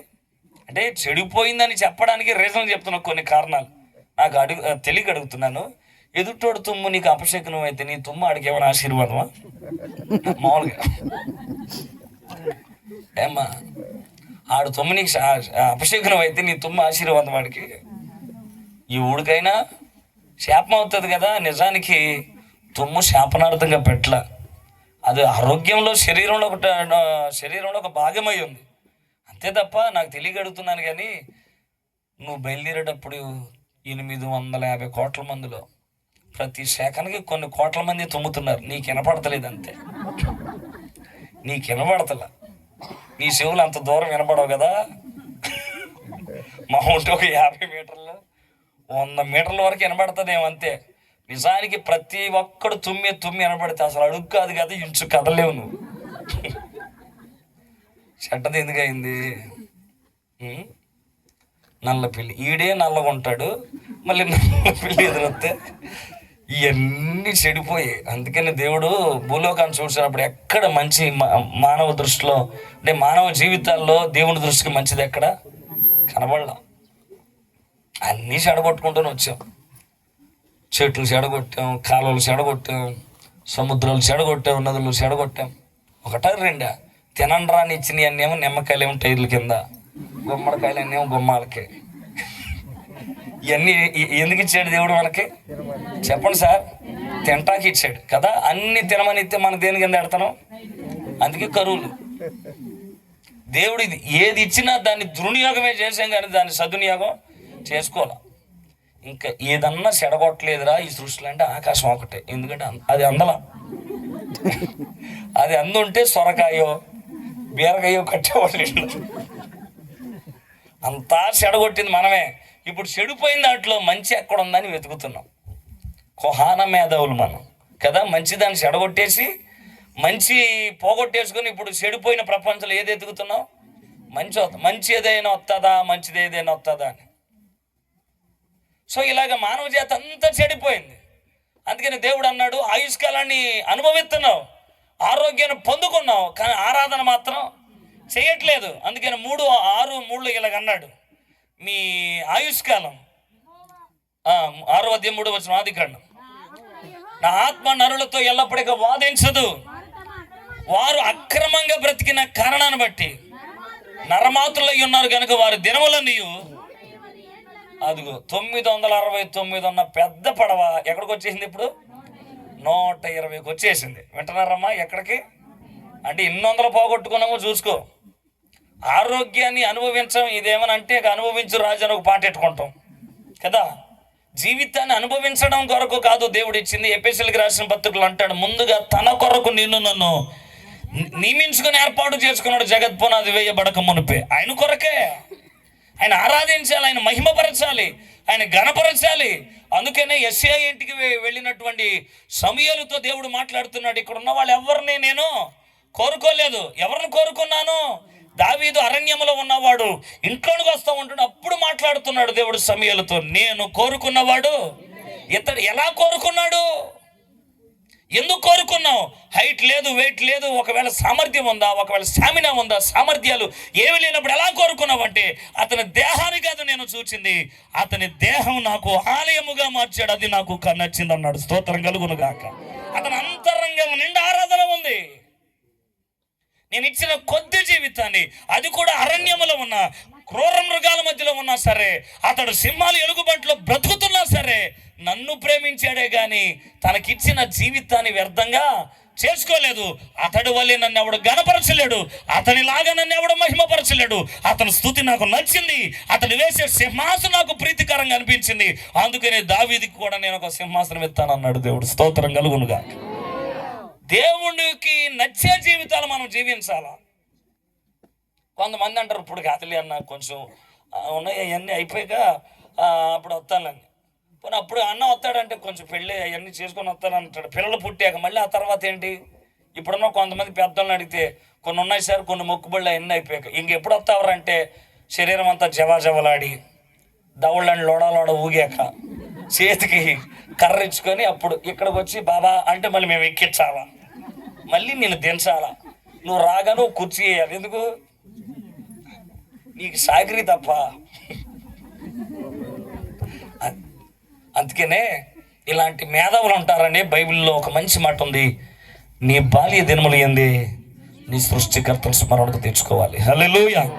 యవన కాలమునందే దేవుని అందుకు రావడం అతనికి చాలా ఆశీర్వాదకరం. దేవుని కాడి మోయుట, దేవుని సన్నిధిలో బ్రతుకుట అనేది చాలా గొప్ప విషయం. కానీ మానవుడు ఏం చేస్తున్నాడంటే ఆ సంగతి గమనించకుండా ఆయుష్కాలను అంత వ్యర్థం చేసుకున్నాడు. కొన్ని వందలు పోగొట్టుకున్నాడు అవిధేయత పూరితమైన చర్యలను బట్టి. అందుకని ఇప్పుడు 969 నుండి ఎక్కడికి వచ్చాం? 120కి వచ్చాం. 120లో నన్ను మానవుడు దేవుని అందుకు వచ్చాడంటే రాలేదు. 90వ కీర్తనలు అన్నాడు కదా, ప్రభువా తరతరాల నుండి మాకు నివాస స్థలము. అంటే మానవుడికి నివాసం ఎవరై ఉన్నారు? దేవుడై ఉన్నాడు. ఆయన రెక్కల చాటుకు రావాలి, ఆయన అడుగుల జాడుల్లో నడవాలి, ఆయన చిత్తాన్ని, ఆయన పరిశుద్ధతను, ఆయన నీతిని సంపాదించుకోవాలి. కానీ మానవుడు రాలేదు. ఆయన నివాసాల కన్నా మానవ నిర్మాణాలు ఎక్కువైపోయాయి. అందుకనే మోషే ఇలాగన్నాడు 90వ కీర్తనలో, మా ఆయుష్కాలం 70 సంవత్సరాలు అధిక బలం ఉంటే ఇప్పుడు 120 నుండి మళ్ళీ ఎక్కడికి వచ్చాం? 70, 80కి వచ్చాం. అంత పెద్ద ఓడ, అంత పెద్ద పడవ మన జీవితాలతో మనం ఏం చేస్తున్నాం? దాన్ని తగ్గించేసుకుంటూ వచ్చి అతను మన విధేయతను బట్టి, మన తప్పిదాలను బట్టి ఈ 70, 80 ఏమైనా ఆశీర్వాదం ఉందా, దీవెన ఉందంటే లేదంట, ఆయాసం దుఃఖం అంట. వింటున్నారు భక్తులారా? ఈ 70, 80 ఎలాంటిది? మళ్ళీ అదే వాడు వైభోగం. వైభోగం అంటే అర్థం కాదేం, బడాయి, బ్రతుకు బడాయి అంటారు చూడు. అది ఎట్లాగుందంటే దీవెన లేదంట. ఎలాంటిది అది? దుఃఖము, ఆయాసకరం. ఆశీర్వాదం ఉండాల్సింది పోయి ఆయాసం తెచ్చుకున్నావు, దీవెనను పొందాల్సింది పోయి దుఃఖాన్ని తెచ్చేసుకున్నావు. ఇప్పుడు ఇంకో మాట, 90వ కీర్తన నిన్నగాక మొన్నది కాదు, అది పురాతనమైన కీర్తన, మొదటి కీర్తన అని చెప్పొచ్చు. ఆదాము మొదటి కీర్తన రాశాడు, తర్వాత మోషే రాసిన 2వ కీర్తన అని చెప్పొచ్చు. కానీ ప్రాచుర్యం చెందిన పెద్ద కీర్తన ఏదంటే 90వ కీర్తనే. చాలా గొప్ప కీర్తన. ఆ కాలంలోనే 70, 80 అంటే మరి ఆ తర్వాత కాలాలు ఎంత ఉంది చెప్తారు ఎవరైనా? 1000 దాకా వెళ్ళిన మునుగడ 969 దాకా, 120 దాకా, ఆ తర్వాత 80, ఆ తర్వాత 70, మళ్ళీ ఆ తర్వాత ఏమైంది? దావీదు ఇలాగన్నాడు, నా ఆయుష్కాలాన్ని లేదా నా జీవితాన్ని లేదా నా మనుగడని బెత్తుడు అంత అన్నాడు. ఎంత చెప్పండి? 70, 80 పోయింది సార్. ఇప్పుడు ఎంతకు వచ్చింది? ఎప్పటికీ? దావీదు కాలానికి.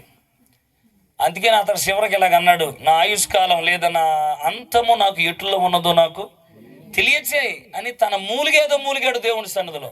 దావీదు కాలానికే బెత్తుడు ఉంటే ఇప్పుడు మన దగ్గరికి ఎంత వచ్చిందో? 60 అంగుళం అంట వెనకాల అంటున్నారు. ఇప్పుడు మన మనుగడ ఎంతో చెప్పనా? కొంతసేపు కనబడి అంతలో మాయమైపోయే అది. ఇప్పుడు మన వయసు ఎంత? ఆవిరంతా గతించిపోయే నీడంతా, ఒలిగిపోయిన నీళ్లను తిరిగి ఎత్తలేనంత రాలిపోయే. ఇదిగో ఇలాగా ఉంది మానవ మనుగడ. ఇప్పుడు నేను మాట అడుగుతున్నాను, ఇప్పుడు చిన్నదా పెద్దదా? ఒకప్పుడు చాలా పెద్దది, కానీ ఏమైపోయింది? అది చాలా చిన్నది అయిపోయింది. బట్ జీవితం పోయిందని ఎడమకు ఇంకొక అవకాశాన్ని మానవ జాతి యావత్తుకి ఇచ్చాడు. అదేంటో తెలుసా? ఆ తొలి దినాల్లో 1000 సంవత్సరాలు పోగొట్టుకున్నవేమో ఇప్పుడు క్రీస్తు యేసునందు విశ్వాసం ఉంచి ఆయన రక్తంతో కడగబడి ఆయన మరణ పునరుద్ధానందు విశ్వాసం ఉంచగలిగితే 1000 ఏండ్ల పరిపాలనలో ఆయనతో పాటు నువ్వు కూడా కూర్చోవచ్చు. హల్లెలూయా. అది పోగొట్టుకున్నావేమో కానీ ఇది పోగొట్టుకో. వింటున్నారా? అది పోగొట్టుకున్నాం. 1000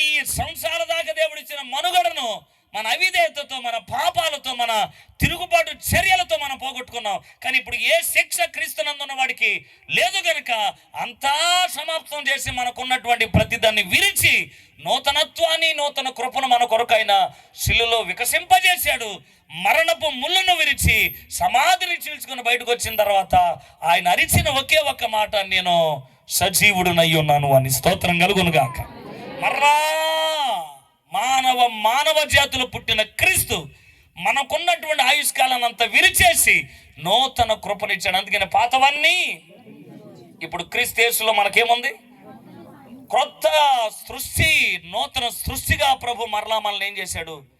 కలుగు చేశాడు. ఎంత కలుగు చేసిన 1000 ఏండ్ల పరిపాలన మానవ జాతికి ఆయన ఏర్పాటు చేసిన ఇప్పుడు కాదు, ఇంకా వాయిదాలు వేస్తున్నారు. జాగ్రత్త. మానవ జీవితాల్లో దేవుని చిత్తానికి లోబడినంత కాలం ఈ తుఫాన్లు అనేవి నీ కుటుంబాల్లో, నీ మనుగడలు అలాగే ఉంటాయి. అందుకని ఇదంతా నేను ఎందుకు చెప్తున్నానంటే, మన మనుగడ చిన్నది కాదు, ఒకప్పుడు చాలా పెద్దది. మనము తిరుగుబాటు చేసి దేవుని మాటను ధిక్కరించిన కారణాలకై మనం ఎంత స్థితికి దిగజారిపోయాం. అందుకని మార్క్స్ వార్తలు అంటున్నాడు, చిన్న ధోని మనది, కానీ చిన్న జీవితాల మీదకి, చిన్న కుటుంబాల మీదకి వచ్చే తుఫాన్లు పెద్దవి. మరి ఏమైపోతాయి వాటి గతి? మునిగిపోక తప్పదు కదా. తీరం చేరడం కొంచెం కష్టతరమే. ఈ రాత్రి కూడా నీతో ఒక మాట చెప్తున్నాను. నీ జీవితం కూడా చిన్నదై ఉండొచ్చు, కుటుంబం చిన్నదై ఉండొచ్చు, నీ పరిచర్య కూడా చిన్నదై ఉండొచ్చు. కానీ ఈ చిన్న చిన్న వాటి మీదకి, అల్పమైన వాటి మీదకి, స్వల్పమైన వాటి మీదకి, ఈ బలహీనమైన వాటి మీదకి వచ్చే తుఫాను, బాధ, కన్నీరు, ఆవేదన పెద్దవై ఉండుంటే నువ్వు అనుకోవచ్చు, ఇక అయిపోయాను, నేను కొనసాగలేనేమో అని. కానీ అలాంటి వారందరికీ పూట ఒక మాట చెప్తున్నాను. అదే ప్రభు చెప్పిన మాట. 35వ వచనం ఏమన్నాడు ఆయన? చిన్న జీవితాల మీదకి వచ్చే పెద్ద తుఫానులకి ఆయన ఇచ్చిన ఒకే ఒక సమాధానం. 35వ వచనం 4:35 ఏమన్నాడు? ఆ దినమే సాయంకాలం అయినప్పుడు ఆయన అద్దరికి పోవుదమన్నాడు. చప్పలు కొడుతూ ప్రభుని స్తుతిద్దాం. ఎక్కడికి వెళ్దామన్నాడు ఆయన? అద్దరికంటే అవతలకి. బాగా చెప్పింది ఆమె, అచ్చ తెలుగది. అవతలకి, ఎక్కడికి? అవతలకి అంటే తీరాలకు, గమ్యాలకు కదా. మునిగిపోదామన్నాడా? చెప్పండి. ఆగిపోదాం అనలేదుగా, అద్దరికే పోదాం అన్నాడు. మునిగిపోదామని రాయలేదు కదా అక్కడ. ఆయన మాట్లాడిన ఒకే ఒక మాట ఏంటి? అవతలకే తీసుకెళ్తానన్నాడు, గమ్యానికే చేరుస్తానన్నాడు. మధ్యలో ఆగిపోదాం అన్నమాట ఆయన రాయలా, ఆయన పలకలేదు కూడా. మరి నువ్వెందుకు కంగారు పడుతున్నావు? నువ్వెందుకు గాబరపడుతున్నావు? నువ్వెందుకు విసుగుదల చెందుతున్నావు? ఆగిపోయే ప్రతి జీవితాన్ని కొనసాగించుడు కొరకే క్రీస్తు యేసు ఈ లోకానికి వచ్చింది. హల్లెలూయా. నిలిచిపోయి సోద్యం చూస్తుండే ఆయన దాటుకుని వెళ్ళిపోయేవాడు కాదు. ఆయనకున్న ఒకే ఒక్క మంచి ప్రేమ నీ పట్ల విస్తారంగా చూపించుటకు ఈ రాత్రి కూడా నీ చిన్న జీవితాల్లో ఉన్న పెద్ద పెద్ద బాధలు, భరించలేని తుఫానుల ఒడిదుడుకులను ఆయన దాటుకొని అధిగమించే కృప ప్రభునికి అనుగ్రహించునుగాక. రండి ప్రభు యొద్దకి. కొనసాగలేని ప్రతి మనుగడలో అద్భుతమైన ఊరటను, క్షేమాన్ని కలుగు చేయగలిగిన గొప్పవాడు.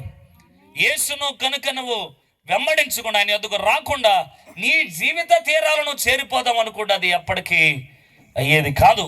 ఎందుకో తెలుసా? ఆయన నీ జీవితంలో ఉన్న తుఫాన్ల కన్నా శక్తివంతమైన దేవుడు. 93వ కీర్తన 3వ వచనాన్ని మీ ముందు ఉంచుతున్నాను. అక్కడ ఏమని రాశాడు? బైబిల్ గ్రంథాలు చదవండి. వరదలు ఎలుగెత్తెను, యెహోవా వరదలు ఎలుగెత్తెను, వరదలు తమ అలలను హోరెత్తినట్లు చేయుచున్నవి, విస్తార జలముల ఘోషల కంటెను, బలమైన సముద్ర తరంగముల కంటెను. ఆ మాట బిగ్గరగా చదువుదాం. ఆకాశమందుండు యెహోవా బలిష్ఠుడు. స్తోత్రం కలుగునుగాక.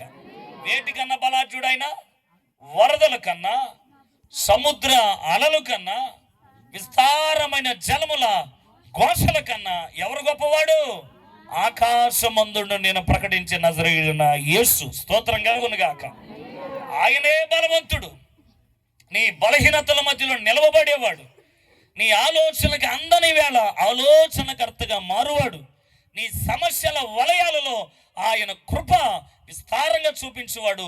అందుకనే ఆయన యొద్దకు వచ్చి, ఇదిగో నా మార్గం, ఇదిగో నా జీవితం, ఇది నా త్రోవ, ఇక్కడ నాకు ఇబ్బందిగా ఉంది, నేను దాటలేకపోతున్నాను, ఈ సమస్య వల్ల కృంగిపోతున్నాను అని ఒకవేళ ఈ స్థలం ఉంది కానీ లేకపోతే నీ ఇంటి దగ్గర బాధపడితే అలాంటి మునిగిపోయే జీవితాలకే చెప్తున్నాడు, నేను నిన్ను అద్దరికి తీసుకువెళతాను. స్తోత్రం కలుగును గాక. తీరాలకు నడిపిస్తాను, గమ్యానికి నేనే చేర్చువాడు.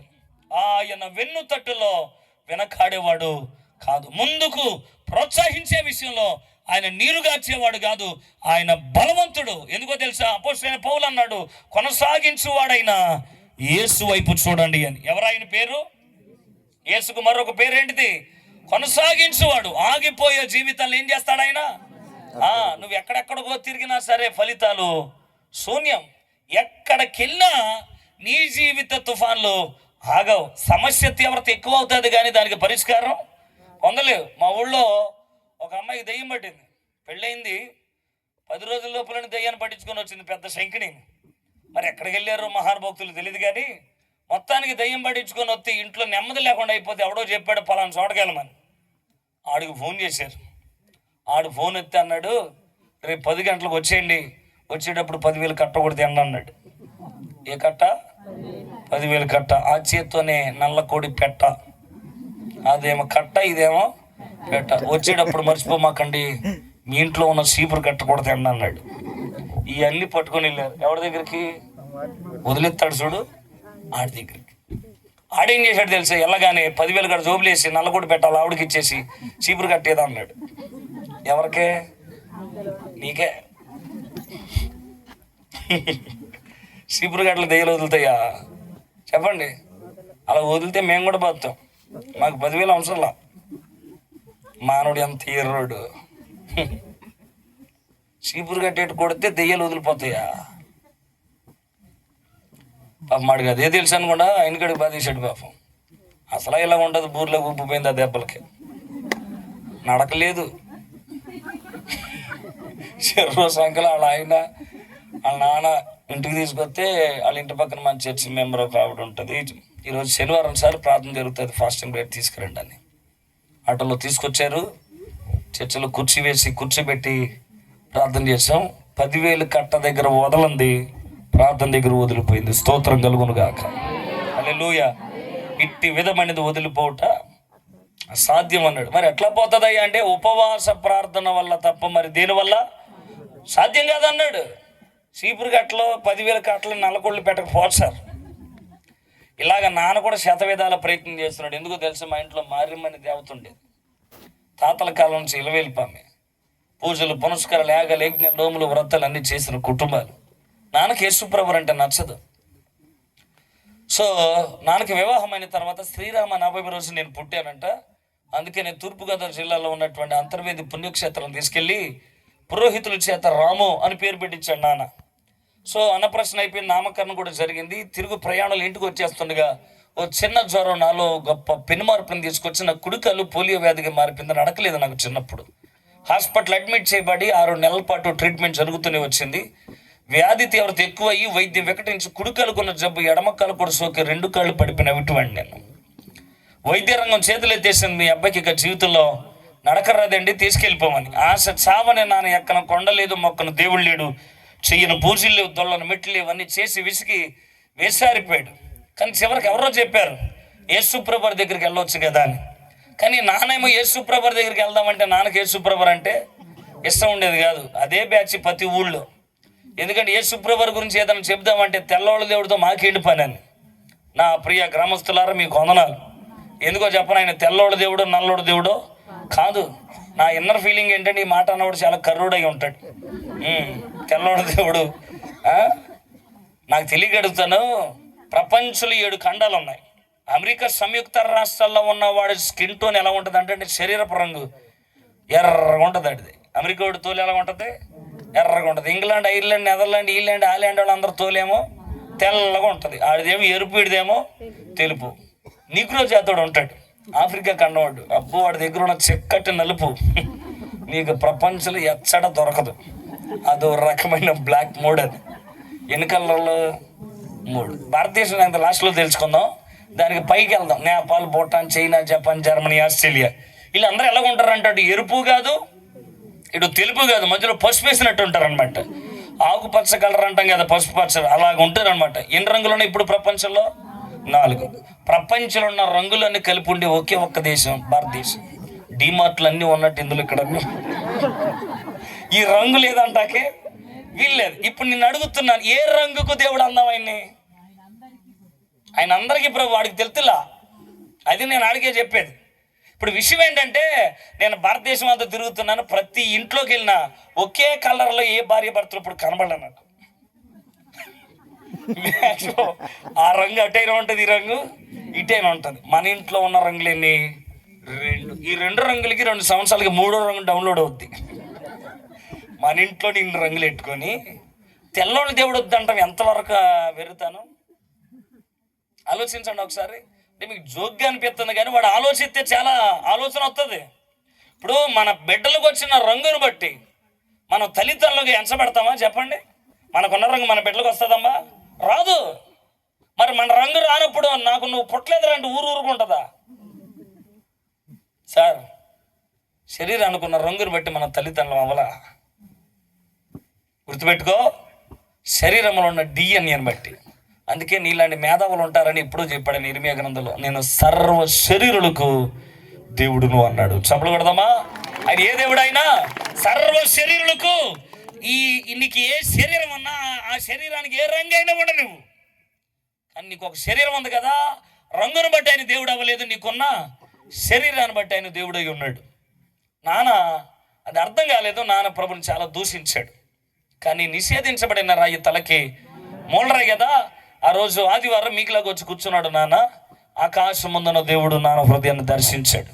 కుప్పకొలి దేవుని సన్నిధిలో ప్రార్థన చేస్తుండగా పైన దేవుని స్వరం, నా కుమారుడా, ఈ రోజు నుండి నీ పేరు మోషే, అగ్ని స్తంభవలి వాడుకుంటాను, నా కుటుంబం నుంచి నేను ప్రత్యేకించుకున్నాను, నా సేవ కొరకు నేను నియమించుకున్నాను, నా దైవ సంకల్పాలు నాన్నకి ఎప్పుడైతే ప్రభు తెలియజేశాడో, ఆ చంచలమైన విశ్వాసంతో నాన్న ప్రభు ఎదుకు వచ్చాడు. అమ్మని నన్ను కట్టుబట్టలతో తీసుకొని ఇంట్లో వెలివేత, మన కులాలేంది, మన దేవుళ్ళు ఏంది, కాని దేవుడితో నీకేంది పని అంటే, నాతో మాట్లాడిన దేవుడు నాకు కావాలి.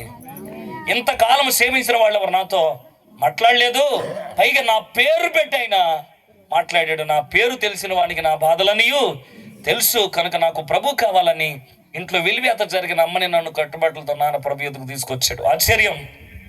ఎప్పుడైతే నాన్న ప్రభుని ఆశ్రయించాడో, ఎప్పుడైతే నాన్న ప్రభుని నమ్ముకున్నాడో, ఆయన మీద ఆధారపడ్డాడో, ఏ వైద్య శాస్త్రాలు అయితే నడక రావు అని చెప్పిందో, అదే వైద్య శాస్త్రములు కంగు తినే రీతిలో ఉన్న 2 కాళ్ళను ప్రభు ముట్టి స్వస్థపరిచాడు. హల్లెలూయా. అందుకే చెప్తున్నాను సార్, ఆగిపోయే ప్రతి జీవితాన్ని కొనసాగించు దేవుడు ఆయన. హల్లెలూయా. ఏ ఆ తుఫాను ఏ బాధ రూపంలో ఉండొచ్చు, అది ఎలాంటి రుగ్మత రూపంలో ఉండొచ్చు, ఆర్థికమైన ఒత్తిడిని బట్టి ఉండొచ్చు, బట్ ఏ తుఫాన్ అయినా ఆయన అనర్చగలిగిన బలాఢ్యుడైన దేవుడు ఆయన. స్తోత్రం కలుగును గాక. నువ్వెందుకు కలవరపడుతున్నావు? నీకు పరిష్కారం చేసే దేవుడు లేడా? లేకపోతే నెమ్మదిని పొందుకునేటువంటి పరిస్థితి లేక నీ జీవితంలో ఓటమికి అలవాటు పడిపోయి అపజయాల మధ్య నలిగిపోతున్నవేమో? ఇదిగో నీకే ఈ మాటలు అన్ని ప్రేమతో చెప్తున్నాను. నా ప్రభు సమర్థుడు సార్. నువ్వు ఆగిపోయావేమో, కొనసాగలేనేమో అనుకున్నావేమో, నేను ఇక నిలవలేను, బ్రతకలేను, రేపన్న రోజు ఏంటో అనేటువంటి ఆలోచనని అంతరంగానే పదే గుచ్చి బాధ పెడుతుందేమో. కానీ ఇలాంటి జీవితాలు అందరికీ ఒక మాట చెప్తున్నాడు ఆయన వెన్నుతడుతో, నేనున్నాను, నేను నిన్ను గమ్యానికి తీసుకెళ్తాను. హల్లెలూయా. అందుకనే ఈ రాత్రి చిన్న జీవితం, చిన్న కుటుంబాలు, చిన్న బిడ్డలు, భవిష్యత్తు ఏంటని ఏడవలసిన అవసరత నీకు లేదు. నీకు ప్రభు ఉండి కూడా, నువ్వు దేవుని కలిగి ఉండి కూడా నీ విశ్వాసాన్ని ఆయన మీద ఉంచక, నీ నమ్మకాలు ఆయన మీద ఉంచక, వ్యవస్థల మీద, ప్రకృతి మీద ఎంతకాలం ఆధారపడగలుగుతావు? ఒక చిన్న ఇల్లు, ఆ ఇంట్లో ఒక చిన్న భార్య భర్తలు, కుటుంబాలు, బిడ్డలు. సో అదే ఇంటి పక్కన చిన్న చెట్టు, ఆ చెట్టు మీద ఒక కోకిల, ఒక పిచ్చుక. ఈ ఇంట్లో వచ్చే గోలకి ఈ 2 పిచ్చుకలు మాట్లాడుకుంటున్నాయి. ప్రొద్దున్న లేచిన దగ్గర నుండి రాత్రి పండుకునే దగ్గర నెమ్మది ఉండదా? వీళ్ళ జీవితాలకి ఆదరణ ఉండదా? ఎందుకు ఆ కేకలు, ఎందుకు ఆ నెమ్మది లేని పరిస్థితి, ఎందుకు ఆ ఏడుపులేంటి, ఆ దుఃఖాలేంటి, కాలు కాలేలాగా ఎందుకు అందరి చుట్టూ తిరుగుతున్నారు? ఎందుకు వీళ్ళ జీవితాలు ఇలా ఉన్నాయి అని కోకిల పిచ్చుకుని అడిగితే పిచ్చుకంది, ఎందుకు అలాగ ఉన్నాయో మనకి తెలీదు కదా అని అంటుంటే, కాదు అసలు వీళ్ళ గురించి మన జీవితాలను కంపారిజన్ చేసి ఆయన మొన్న చెప్పాడు ఒక మాట ఏమని, మీరు ఆకాశ పక్షుల కంటే. కానీ అలాంటి శ్రేష్ఠులు ఎందుకు కృంగిపోతున్నారు, ఎందుకు బాధపడుతున్నారు? మనం విత్తకపోయినా, మనము నీరు పట్టకపోయినా, మనము సేద్యం చేయకపోయినా, వ్యవసాయం చేయకపోయినా, కూర్చుకోకపోయినా దేవుడు మనకేమిస్తున్నాడు? ఆహారం ఇస్తున్నాడు. ఎందుకు వీళ్ళకి ఇంత ఆ ఏడుపులు దుఃఖాలంటే పిచ్చుక తాయితీగలగా అందంట. ఏమోనే, మనకున్నట్టు పరలోకపు తండ్రి వీళ్ళకి లేడేమో అందంట. ఏమి మాట సార్ అది? మనకున్నట్టు ఎవరు? పరలోకపు తండ్రి. నీకు లేడా? చెప్పు, నీకు లేడా? మరి ఎందుకు దుఃఖం వస్తుంది? ఆయన త్రోవల నిండా కృప కమ్ముకొని ఉన్నప్పుడు కలవరం ఎందుకు వస్తుంది? కన్నీరు ఎందుకు కారుస్తున్నావు? అయిపోయిందని ఆలోచన అంతరంగానికి ఎందుకు తీసుకొస్తున్నావు? అపోస్తలుడైన పౌలు వాడ ప్రయాణం చేస్తున్నాడు. విస్తారముగా తను వాడ ప్రయాణం చేసిన వ్యక్తి. దేవుని ఆత్మ నడిపింపుతో ఇలా చెప్పాడు. క్లౌద్ అనే పట్టణానికి వచ్చినప్పుడు, వద్దు, ఇప్పుడు ఎందుకో నాకు అనిపిస్తుంది మనం నష్టపోతామేమో అని. వాడల నిండా సరుకులు వెయ్యొద్దు, సామాగ్రి అంత నింపొద్దని చెప్పినా సరే వినకుండా సైన్యాధిపతి ఆ వాడ నిండా పేర్చేశాడు. చాలా విస్తారమైనటువంటి తుఫాన్లు వారు చిక్కుకున్నారు. 27వ అధ్యాయం అనుకుంటే అపోస్తలుల కార్యాల్లో మీరు వెళ్ళి చదవగలిగితే, కొన్ని రోజుల దాకా వారు సూర్యుడిని చూడలేదు. కొన్ని రోజులు సూర్యుని చూడలేదు వాళ్ళు. అంటే జీవిత తుఫాన్లు ఎంత ఘోరంగా ఉన్నాయో మీకే అర్థం అవ్వాలి. ఆకలి, అన్నం లేదు, వారికి నిద్ర లేవు, మనశ్శాంతి లేదు. చదవండి ఆ మాట. 26వ అధ్యాయం 27వ అధ్యాయం అనుకోండి. 27వ అధ్యాయం 18వ వచనం. మిక్కిలి పెద్ద గాలి కొట్టినందున మరునాడు సరుకులన్నీ ఏం చేశారు?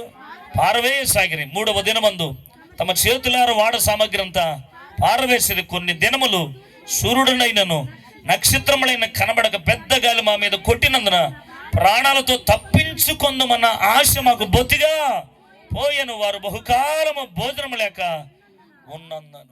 ఒకసారి వినండి, ఎవరిని చూడలేదు వాళ్ళు? సూర్యుని చూడలేదు, కొన్ని రోజుల దాకా నక్షత్రాలను చూడలేదు, కొన్ని రోజులు వాళ్ళకి ఆకలి కూడా, భోజనాలు దొరకని పరిస్థితి. వాళ్ళకి చివరికి ఒక ఆప్షన్ ఏంటో తెలుసు, వారు దాచుకున్న సామగ్రి అంతా పారవేయడమే కాదు, ప్రాణాలు కాపాడుకుంటామని ఆశ కూడా వాళ్ళకి. ఇలాగే ఉన్నావా? ఈ రాత్రి నీ జీవితం ఇట్లాగే ఉందా? నువ్వు దాచుకున్నవన్నీ పోగొట్టుకుంటున్నావా? ఏర్పాటు చేసుకున్నవన్నీ చేజారిపోతున్నాయా? నీ జీవితంలో సంతోషాన్ని చూసి ఎన్ని రోజులైంది? నీ జీవిత తుఫాన్ల వల్ల కలవరపడిపోయి నోటి నిండా కుటుంబంతో కలిసి బ్రతికిన ఆ నవ్వుతో కూడిన రోజులు ఎన్ని రోజులు ఉన్నాయి? చూడలేని పరిస్థితిలో ఉన్నావా? పౌలు చెప్తున్నాడు, మాకు ఆకలేస్తున్న, భోజనం దొరకట్లేదు, సూర్యుని చూడకుండా, నక్షత్రాలు చూడకుండా బ్రతుకుతామన్న ఆశ మా జీవితాల్లో బొత్తిగా పోయింది. ఇది మా చేతిలో ఉన్నవని మేమేం చేస్తున్నాం? పారవేస్తున్నాం. ఇది మా ప్రస్తుత పరిస్థితి. అయినా అతడు ఒక మాట చెప్పాడు, ఏమన్నా తెలుసా?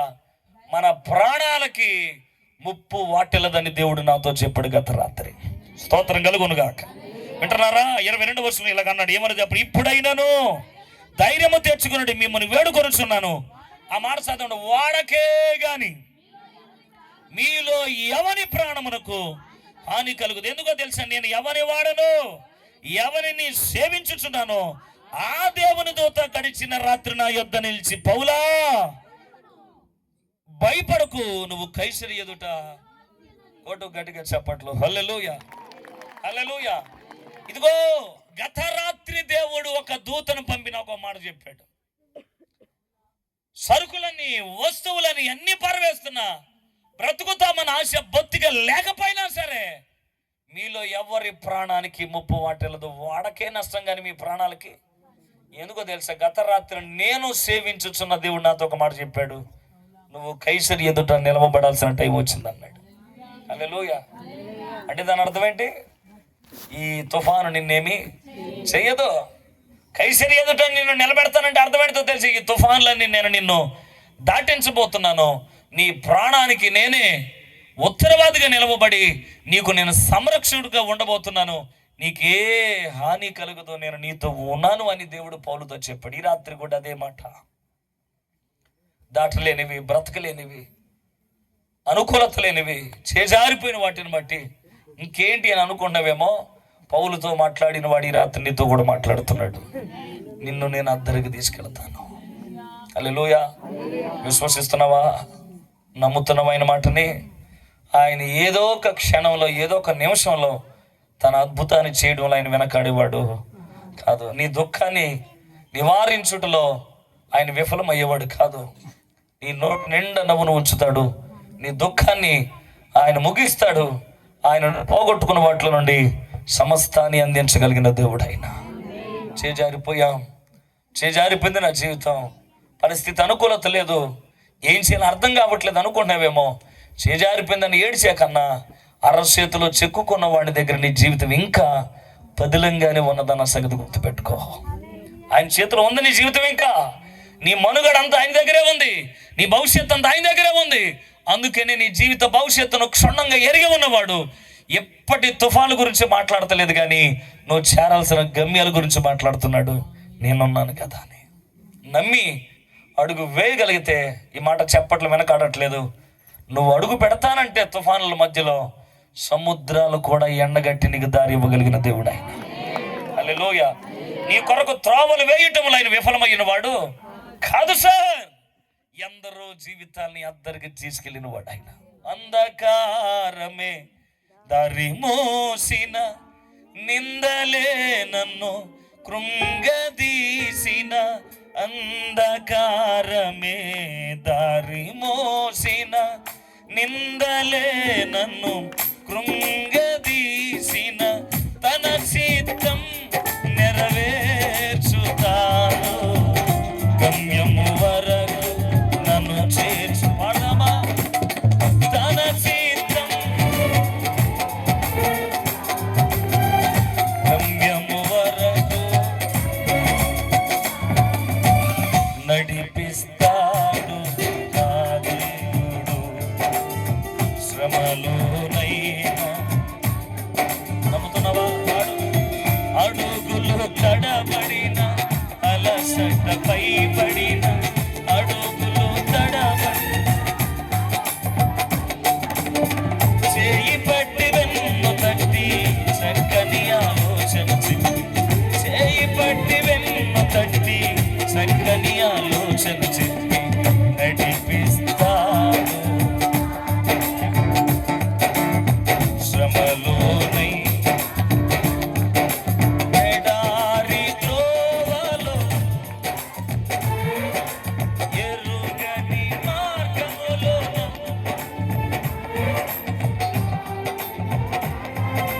జయశీలుగా నా విజయం.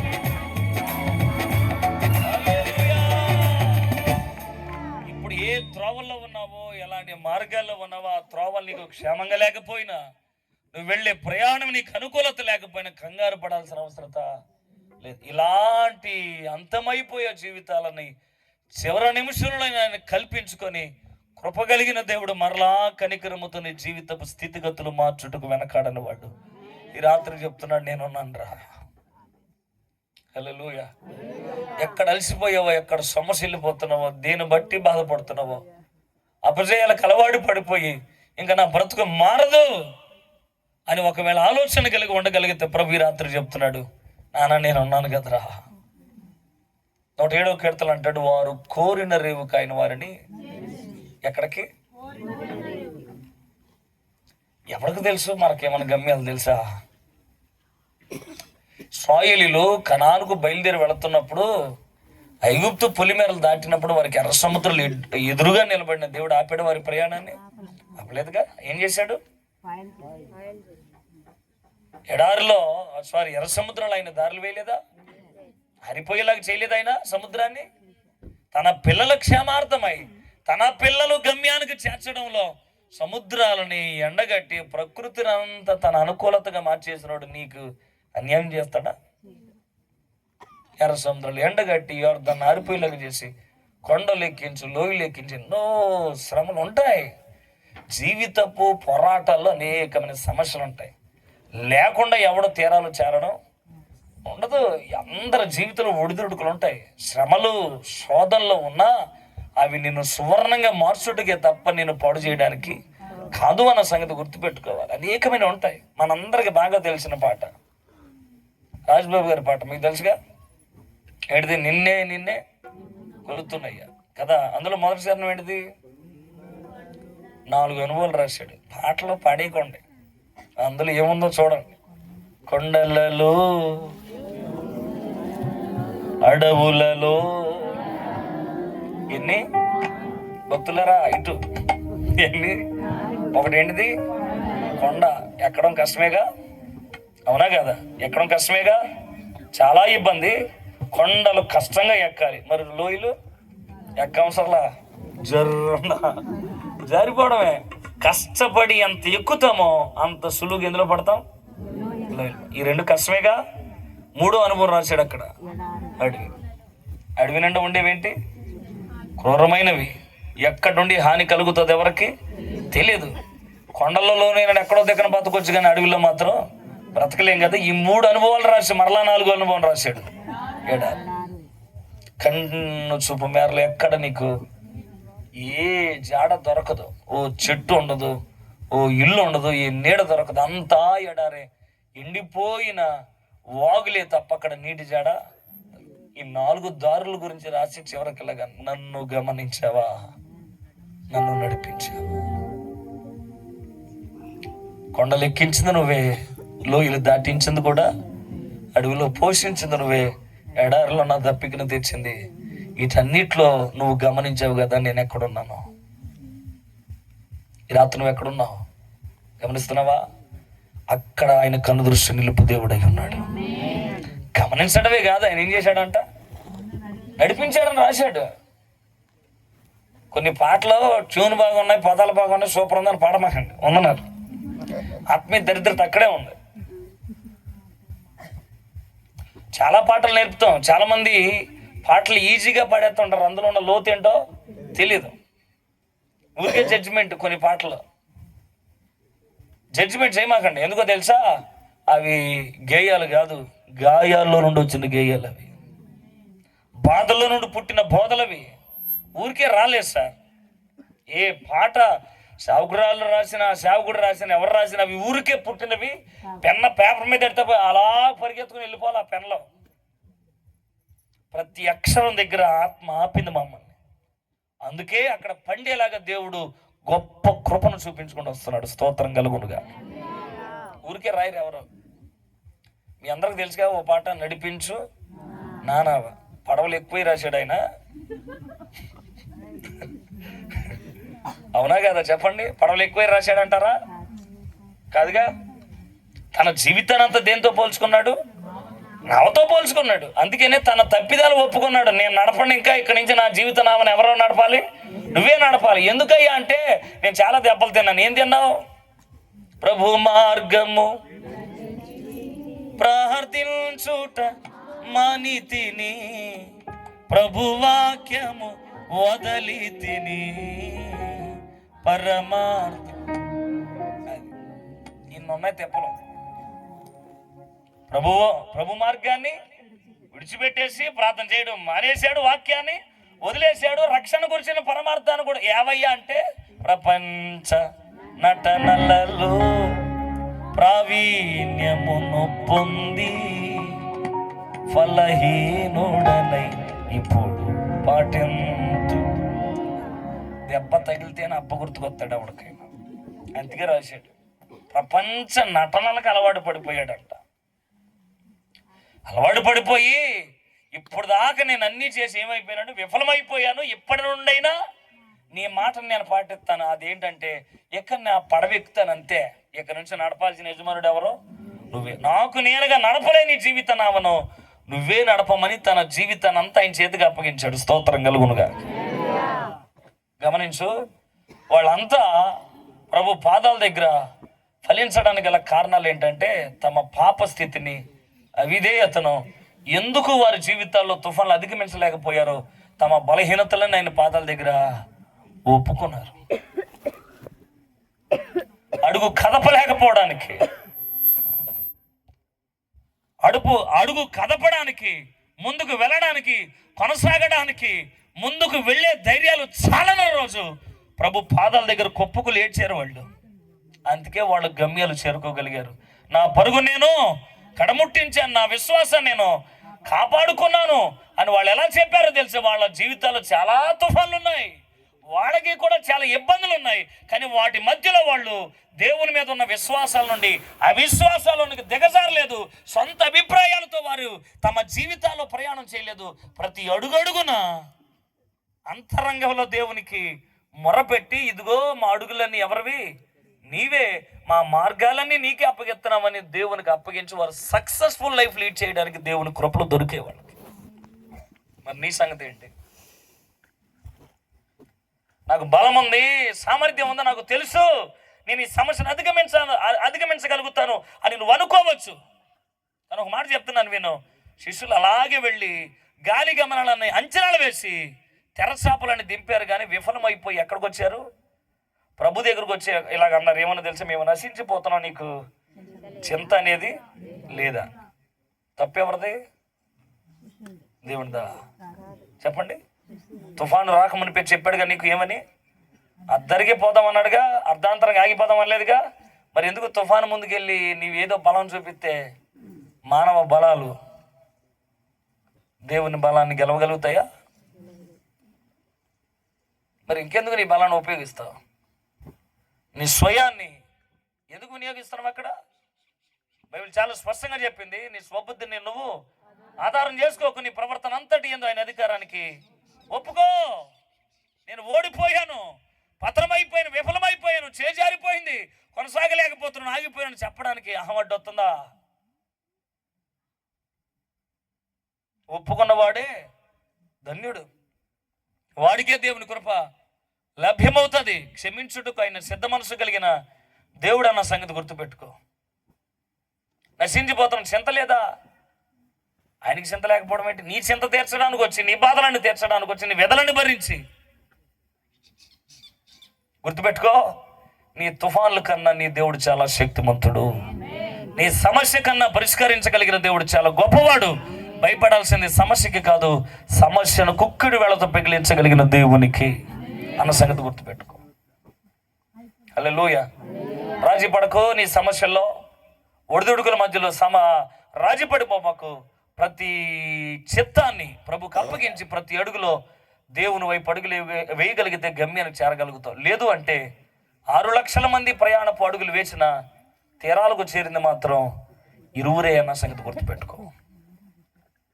ప్రారంభంలో 6 లక్షల మందే, కానీ తీరానికి వెళ్ళింది మాత్రం ఇరువురు. మరి మిగతా వాళ్ళు ఏమయ్యారంటే అరణ్యంలో అవిధేయులుగా మారి ఆకులు రాలినట్టు వాళ్ళంతా. మీరు అలాగ అవ్వకూడదు అన్నది ఈ రాత్రి నా ప్రసంగం. ఇక్కడున్న మనమంతా దేవుని రాజ్యమునకు మనము చేరుదుముగాక. హల్లెలూయా. ఆ మాటలు వింటున్నావా? అద్దరి అంటే అర్థం ఏంటో తెలుసా? భూమి అని ఈ దరి నుండి నిత్యత్వం అనే ఆ దరికి. ప్రాణం చివరి నిమిషంలో ఉంది. ఇక సైనికులు వచ్చి తన ప్రాణం తీసిపోతున్నారు. తన జీవితం ఇక ముగింపు దశలో ఉండగా తనకు అర్థమవుతుంది, ఇదే బ్రతుకు నేను బ్రతికితే ఇంకా నాకు గమ్యం లేదు అని తన ప్రక్కన సిలువ వేయబడిన యేసును చూసి ఇలాగన్నాడు, యేసు, నీ రాజ్యంలో నన్ను జ్ఞాపకం చేసుకుంటావా? ఈ నా చుట్టూ ఉన్నవి తుఫాన్లే, నా చుట్టూ ఉన్నవి సమస్యలే. కానీ ముందోడు ఇలాగ అడగలేకపోయాడు. నువ్వు దేవుడు అయితే దిగిరా, నిన్ను నువ్వు రక్షించుకొని నన్ను కూడా. ఇదే ఆలోచన చాలా మందిలో ఉంది ఇప్పటికీ కూడా. సిలువలో ఉన్నవాడే మా జీవితాలు ఎలా మారుస్తాడు అని. అది అవమానానికో ఓడిపోయిన దానికో గుర్తు కాదు. అది ఆయన సిలువ నీకు ఇంకా ఎప్పుడు అర్థమవుతుంది? ఎప్పుడు అర్థమవుతుంది? శరీరాన్ని, శరీర అందాలని ప్రేమించుకునే నీకు, శరీర కోరికలతో బ్రతికే నీకు ఆయన శరీరం ఎందుకో చేల్చబడింది ఎప్పటికి అర్థమవుతుంది. శరీరాశ చంపబడిన రోజు, వాక్యం నీ అంతరంగంలో గూడు కట్టుకున్న రోజు, అది అవమానానికి కాదు, నా అపజయానికి ప్రతీకగా ప్రభు ఏర్పాటు చేసిన సిలువ. అక్కడికి వెళితేనే నాకు గెలుపు అనేది తథ్యమవుతుంది అని నీ అంతరంగానికి ఆ రోజే అర్థమవుతుంది. అపజయానికి గుర్తు కాదు సిలువ. ఓడిపోయిన జీవితాలకి గెలుపునిచ్చినది సిలువ. ఆగిపోయిన జీవితాలకి నిత్యత్వానికి దారుంది. నేనే మార్గం, నేనే సత్యం, నేనే జీవం. నా ద్వారా తప్ప ఎవడు తండ్రి వద్దకి చేరలేడు. ఇంకెంతకాలం నువ్వు దేవుడు అయితే ఆయన దేవుడని నిరూపించుకోవాల్సిన అవసరం లేదు. ఎందుకో తెలుసు, ఆయన దేవుడని చెప్పడానికి చాలా రుజువులు చూపించాడు ఆయన. అందుకనే దావీదు అన్నాడు, యెహోవా ఉత్తముడు, రుచి చూసి తెలుసుకోమన్నాడు. తెలుసుకోవాల్సిన బాధ్యతని ఆయన నిరూపించాడు. అంతేగాని నువ్వు దేవుడు అయితే దిగురా, నన్ను రక్షించు అని అంటే మామూలుగా అడుగుతున్నాను, ఆయన రక్షించలేడా? చెప్పండి, రక్షిస్తాడుగా. నిజంగానే జరిగింది అనుకో, ఆయన శిలువలోంచి దింపుతాడు. ఇప్పుడు ఎక్కడికి వెళ్ళాడు? మామూలుగా ప్రాక్టికల్గా ఆలోచిస్తే నిజంగానే వాడికి రక్షణ ఇచ్చాడు, నీ గుడిలు ఇచ్చి అంటారని చెప్పాడు, ఆడు వెళ్ళాలి. ఇప్పుడు ఎక్కడికి వెళ్తాడు సార్? అలా చూస్తున్నారేంటి? ఆడిది ఈ ఊరైతే ఈ ఊరే వస్తాడు, అవునా కదా? ఇప్పుడు ఆడి మీద నేర చరిత్ర ఉంది కదా, కొట్టేస్తుంది గవర్నమెంట్, కొట్టదుగా. ఈ ఊళ్ళో ఏ దొంగతనం జరిగిన ఏది జరిగిన ముందు లాక్కెళ్ళేది ఏమన్నా ఇన్నే. మళ్ళీ ఎక్కడికి వెళ్తాడు? మళ్ళీ జైలుకి వెళ్తాడు. జైలు నుంచి మళ్ళీ ఎక్కడికి వెళ్ళాలా? మళ్ళీ శిలువుకి వెళ్ళాలా? ఈసారి రక్షకుడిని పక్కన దొరకడు. అది అర్థమైనడు రెండో వాడు. స్తోత్రం కలుగును గాక. ఇది నాకు మిక్కిలి అనుకూల సమయం, ఇదే నాకు రక్షణ దినము. ప్రభు దొరికినప్పుడే నేను వెతకాలి. జీవితం లోకం నాకు ఇంకెక్కడ లేదు. ఈ లోకం నిండా ఉన్నవి తుఫాన్లే. అసలు ఏ తుఫాను, ఏ బాధ, దుఃఖం, కన్నీరు, ఆవేదన, ఏడుపు, ఆకలి లేని ఒకే ఒక్క రాజ్యం, అదే దేవుని నిత్యత్వం, అదే నాకు కావాలి అన్నాడు. స్తోత్రం కలుగును గాక. ఏమన్నాడు ఆయన? లేదన్నాడా? లేదనలేదు. నేడు నువ్వు నాతో కూడా, అదే మాట ప్రభు రాత్రి నీతో కూడా చెప్పడానికి ముందున్నాడు ఆయన. ఆయనకి నిత్యత్వం ఉంది, ఆయన ద్వారానే మానవ జీవితాలకి. అందుకనే లోకంలో ఒక లోకొక్కుతుంది, చావు. చెప్పండి ఆ మాట. మీకు తెలియదు కదా పాపం, అప్పుడు పుట్టలేదు, నేనే పుట్టాను. ఆ సామెత వచ్చిన రోజు అలా చూస్తున్నారు మీరు. చావు రేవు. చావు తెలుసు మానవుడికి, రేవు తెలుసా? రేవు ఎక్కడ ఉంది? కృష్ణానదిలోనా, గోదాట్లోనా, మీ ఇంటి ముందు ఉన్న కాలువలోనా? ఆ రేవు కాదు. సావు తర్వాత ఉన్న రేవు నిత్యత్వం. సావు తర్వాత ఉన్న రేవు నిత్యత్వమే. ఆ రేవు ఎవడికి తెలియదు, ఎవరికి తెలియదు. చాలా మంది మునిగాం, మేము 3వ రోజున తేల్తామన్నాం. మహానుభావులు చాలా మంది ఉన్నారు, మునిగాడు కానీ ఎవడు ఇప్పుడు తేల్లా. ఒకే ఒక్కడు నిత్యత్వం అని రేవులో తేలాడు. స్తోత్రం కలుగును గాక. ఆయనే ప్రభు, ఆయన యేసు. ఆయనే చెప్పాడు, నేనే మార్గం రా ఎక్కడికి, గమ్యాలని ఎరుగున్నవాడు, జీవితపు చర్మస్థితిని క్షుణ్ణంగా అధ్యయనం చేసిన వాడు, నేను సృజించిన వాడు, నీ సృష్టికర్త, నీ కొరకు ప్రాణం పెట్టిన ప్రాణనాథుడు, నిత్యత్వం అనుగ్రహించే నమ్మకమైన దేవుడు. అందుకని శిలువలో దొంగ అడగగానే అతనికి దేవుని రాజ్యం లభ్యమైంది. వినయ్ గారికి దేవుడిచ్చిన భారాన్ని బట్టి ప్రభుని స్తుతిస్తున్నాను. హల్లెలూయా. మీ పరీక్షలు ఎప్పుడు కావాలని ఇలా వచ్చి వాక్యం చెప్పడానికి వెళ్ళడానికి నాకు అభ్యంతరం ఏమి లేదు. ఎందుకో తెలుసు, కొందరిని ప్రభు తట్టు త్రిప్పడానికి ప్రభు మమ్మల్ని కూడా ఏర్పాటు చేసుకున్నాడు. తనకి ఒకవేళ నెలలో 20 రోజులు ఉంటే అందులో దాచుకున్న సొమ్మంతా ఇలాంటి సభలు పెట్టడం తనకేదో గొప్ప రావడం కొరకు కాదు. దేవుడు ఎందుకు అతని మనసుకిచ్చిన ఆ భారం, ఆ బాధ్యత. చివరి దినాల్లో భలే దేవుడు చాలా మందిని అలా మండిస్తున్నందుకు నేను ఎంతో ప్రభుని స్తుతిస్తున్నాను. నేను కూడా 14 సంవత్సరాలు కీబోర్డ్ ప్లేయర్ని, 14 సంవత్సరాలు. సో ఇప్పుడు ప్రభు పరిచర్యలో వాడబడుతున్నాం. ఏది వ్యర్థం కాదన్న, ఏది వ్యర్థం కాదు. ప్రభు సన్నిధిలో చీపురు పట్టుకుని ఊడ్చేవాడికి కూడా ఒకరోజు ఖచ్చితంగా దేవుడు దీవెనలు ఇవ్వగలుగుతాడు. ఆయన ఏది వ్యర్థం కాదు. ఈరోజు పరిచయలో నువ్వు తబలా కొట్టచ్చు, ప్యాడ్ ప్లే చేయొచ్చు, కీబోర్డ్ లైవ్ ఇవ్వచ్చు, లేదా చైర్స్ చేయొచ్చు, లేదా పరదా ఏర్పాటు చేయొచ్చు. కానీ ఇక్కడ నిలవబడి వాక్యం చెప్పే నాకెంత జీతం పరలోకంలో, అక్కడ గడ్డి పరిశీలన చూడు, సాపలేసి చూడు, నీకు కూడా అంతే ప్రతిఫలం. నీకు ఎక్కువ, నాకు ఎక్కువ ఇచ్చి నీకు తక్కువ ఇచ్చేవాడు. యాజ్ పర్ బిబ్లికల్ గా యుద్ధం చేయడానికి ఎంత జీతమో ఆయుధాలు మోసేవాడికి కూడా అంతే. ఇక్కడ ఎక్కువ ఇచ్చేది లేదు, తక్కువ ఇచ్చేది లేదు సార్. పని ముఖ్యం. మనం అందరం ఎవరి కోసం పని చేయాలా? దేవుని కోసం. అదే ఈ రాత్రి జరుగుతుంది. ఆ పనిలోనే నీకు ఒక పని ఏంటో చెప్పిన, ప్రభుని నమ్ముకోవాల్సిన అవసరత. ఇంతమంది పని చేసింది నీ కొరకే, ఇన్ని రూపాయలు వెచ్చించబడేది నీ ఆత్మ రక్షణ కొరకే. ఏదో వినేసి వెళ్ళిపోవాలి, ఏదో కుర్రోడు పెట్టాడంటే ఏదో జరుగుతుంది, ఏదో తీర్థాలు కాదు, చూసి వెళ్ళిపోతాకి. కోర్టు నుండి పోలీస్ స్టేషన్ నుండి ఒక చిన్న నోటీస్ వస్తే గజ గజ వణుకుతుంది దేహం. పరలోకం నుండి ఈ రాత్రి నీ ముందుకు ఒక నోటీస్ వచ్చింది. ఆ నోటీసులో ఏముందో నీకే ఎరుకై ఉంటుంది. ఆ నోటీసుని బట్టి ప్రభు కృపకి నీ జీవితాన్ని అప్పగించుకో. లేదు అంటే చాలా మూల్యాలు చెల్లించుకోవాలి. బ్రతకడానికి ఇన్ని మెతుకులు పెట్టినప్పుడు నాకు ఈ బైబిల్ వద్దని విసిరేసిన మూర్ఖుణ్ణి. సమస్యలు తీరినప్పుడు చేసుకుని సావండి, అమ్మానాలు ఏడిపించండి, ప్రేమలకి స్నేహాలకి అలవాటు పడి జీవితాన్ని అంతా పాడు చేసేసుకున్నాను. నెమ్మది నశించింది. నా జీవితంలో ఎన్నో సూసైడ్ చేసుకున్నాను. కోర్టుల చుట్టూ, పోలీస్ స్టేషన్ల చుట్టూ తిరగలేక, గుడివాడ, మచిలీపట్నం, రాజులు, అమలాపురం, రాజమండ్రి కోర్టుల చుట్టూ తిరుగుతూ జీవితం మీద బహువిరక్తి కలిగి ఎన్నో సూసైడ్, ఒకటి కాదు రెండు కాదు. ఫ్యాన్ కుర్రేసుకున్న పరిస్థితులు ఉన్నాయి, పాయిజన్ మింగేసిన పరిస్థితులు ఉన్నాయి, వేగంగా డ్రైవ్ చేసుకుని లారీ కింద పెట్టేసిన పరిస్థితి, ఎన్నో ప్రాణాపాయ స్థితి నేను తెచ్చుకున్నా సరే దేవుడు నన్ను మరణానికి అప్పగించకుండా కాపాడుకుంటూ వచ్చిన ఆయన ఆలోచన, ఆయన ప్రేమను అర్థం చేసుకోలేక అజ్ఞాన తీవ్రాలతో 23వ తారీఖు డిసెంబర్ మరణ పంచులోకి వెళ్ళిపోవడానికి ఉప్టేరు బ్రిడ్జి మీద దూకి చావడానికి వెళ్ళిపోయాను. ఆ రాత్రి నాకు నేనే పిచ్చోళ్ళగా మాట్లాడుకున్నాను, ఇంకెవరిని తలంచుకో, దేని గుర్తు తెచ్చుకోక హాయిగా ఎక్కడి నుంచి దూకి చచ్చిపో. ఈ కోర్టులు, ఈ పోలీస్ స్టేషన్లు తిరగలేవు. నీ వల్ల సేవ పాడై, నీ వల్ల అన్నీ కోల్పోయి ఒట్టిగా ఎందుకు ఏ ప్రేమ నోచుకోలేనప్పుడు నీ కథకు నువ్వు ఫుల్ స్టాప్ పెట్టేసుకుంటే అంతా క్లోజ్ అయిపోతుందిగా చాప్టర్ అని. ఆ రాత్రి ఆ బ్రిడ్జి ఎక్కి ఏడుస్తూ ఉండగా ఒప్పుకుంటున్నాను, నేను ప్రభుని వెతుకుట్లో విఫలమయ్యానేమో కానీ నన్ను వెదకి రక్షించుటలో మాత్రం ఆయన సఫలమైన దేవుడు. ఆయన హల్లెలూయా.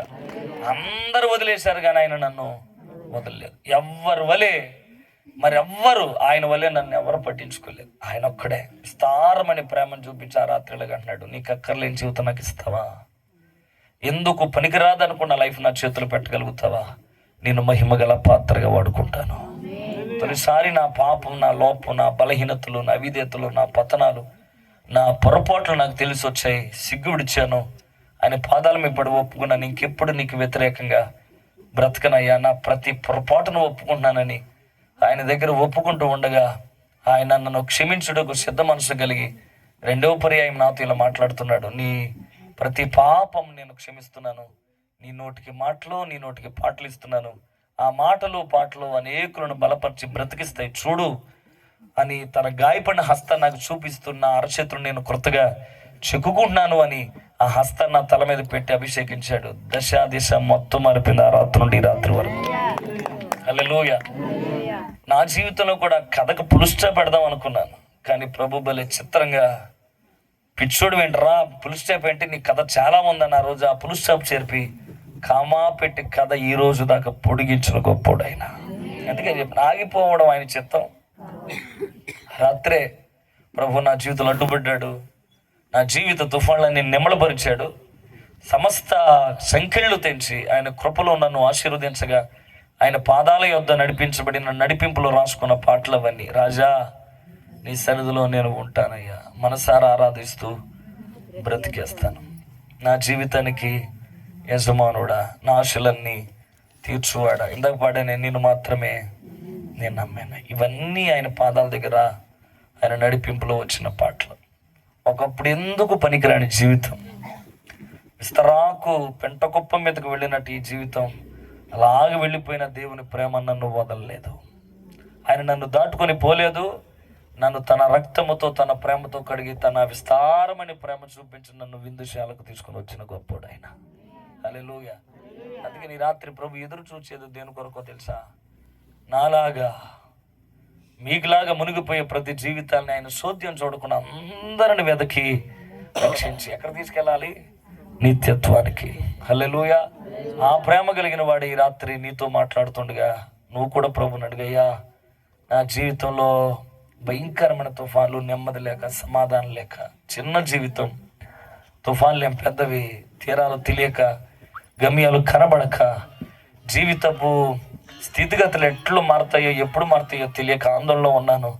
ఈ జీవితానికి ఇస్తున్నానయ్యా, నన్ను గమ్యానికి చేర్చమనకు చిన్న ప్రార్థన చేద్దాం. అందరం లేచి నిలబడుతుండగా ప్రభు ఈ మాటలు మనం ఇంట్లో దీవించి ఆశీర్వదించును గాక. లేచి నిలబడదాం. ఎక్కడున్న వాళ్ళు అక్కడే అలాగే లేచి నిలబడకు. చిన్న ప్రార్థన ప్రభు సన్నిధిలో చేయండి.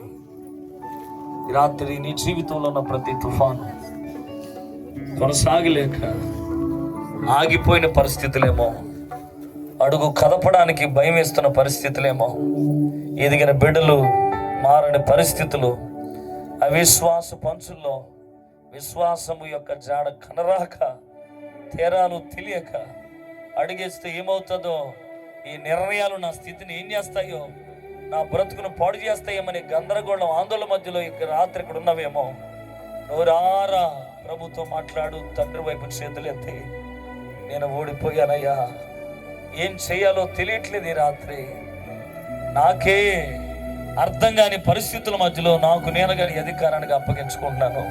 ప్రతి ఒక్కరు ఒక చిన్న ప్రార్థన మానక ప్రభు సన్నిధిలో ప్రార్థన చేయండి.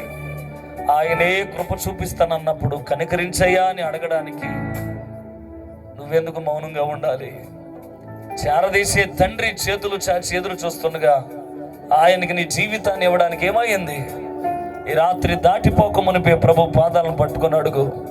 నా జీవితం చిన్నది, భవిష్యత్తు తెలియట్లేదు, బిడ్డలేమో చిన్నవాళ్ళు, అయ్యా నా విశ్వాసం ఏంటో నాకు అర్థం కావట్లేదు, నా నమ్మకాలు ఏంటో నాకు అర్థం కావట్లేదు, ఏదేమైనా నువ్వే కదా మాకు కాపరివి, తప్పిపోయినా వెనుక రక్షించుటలో నీకున్న మంచి మనసు మరి ఎవరికి లేదయ్యా.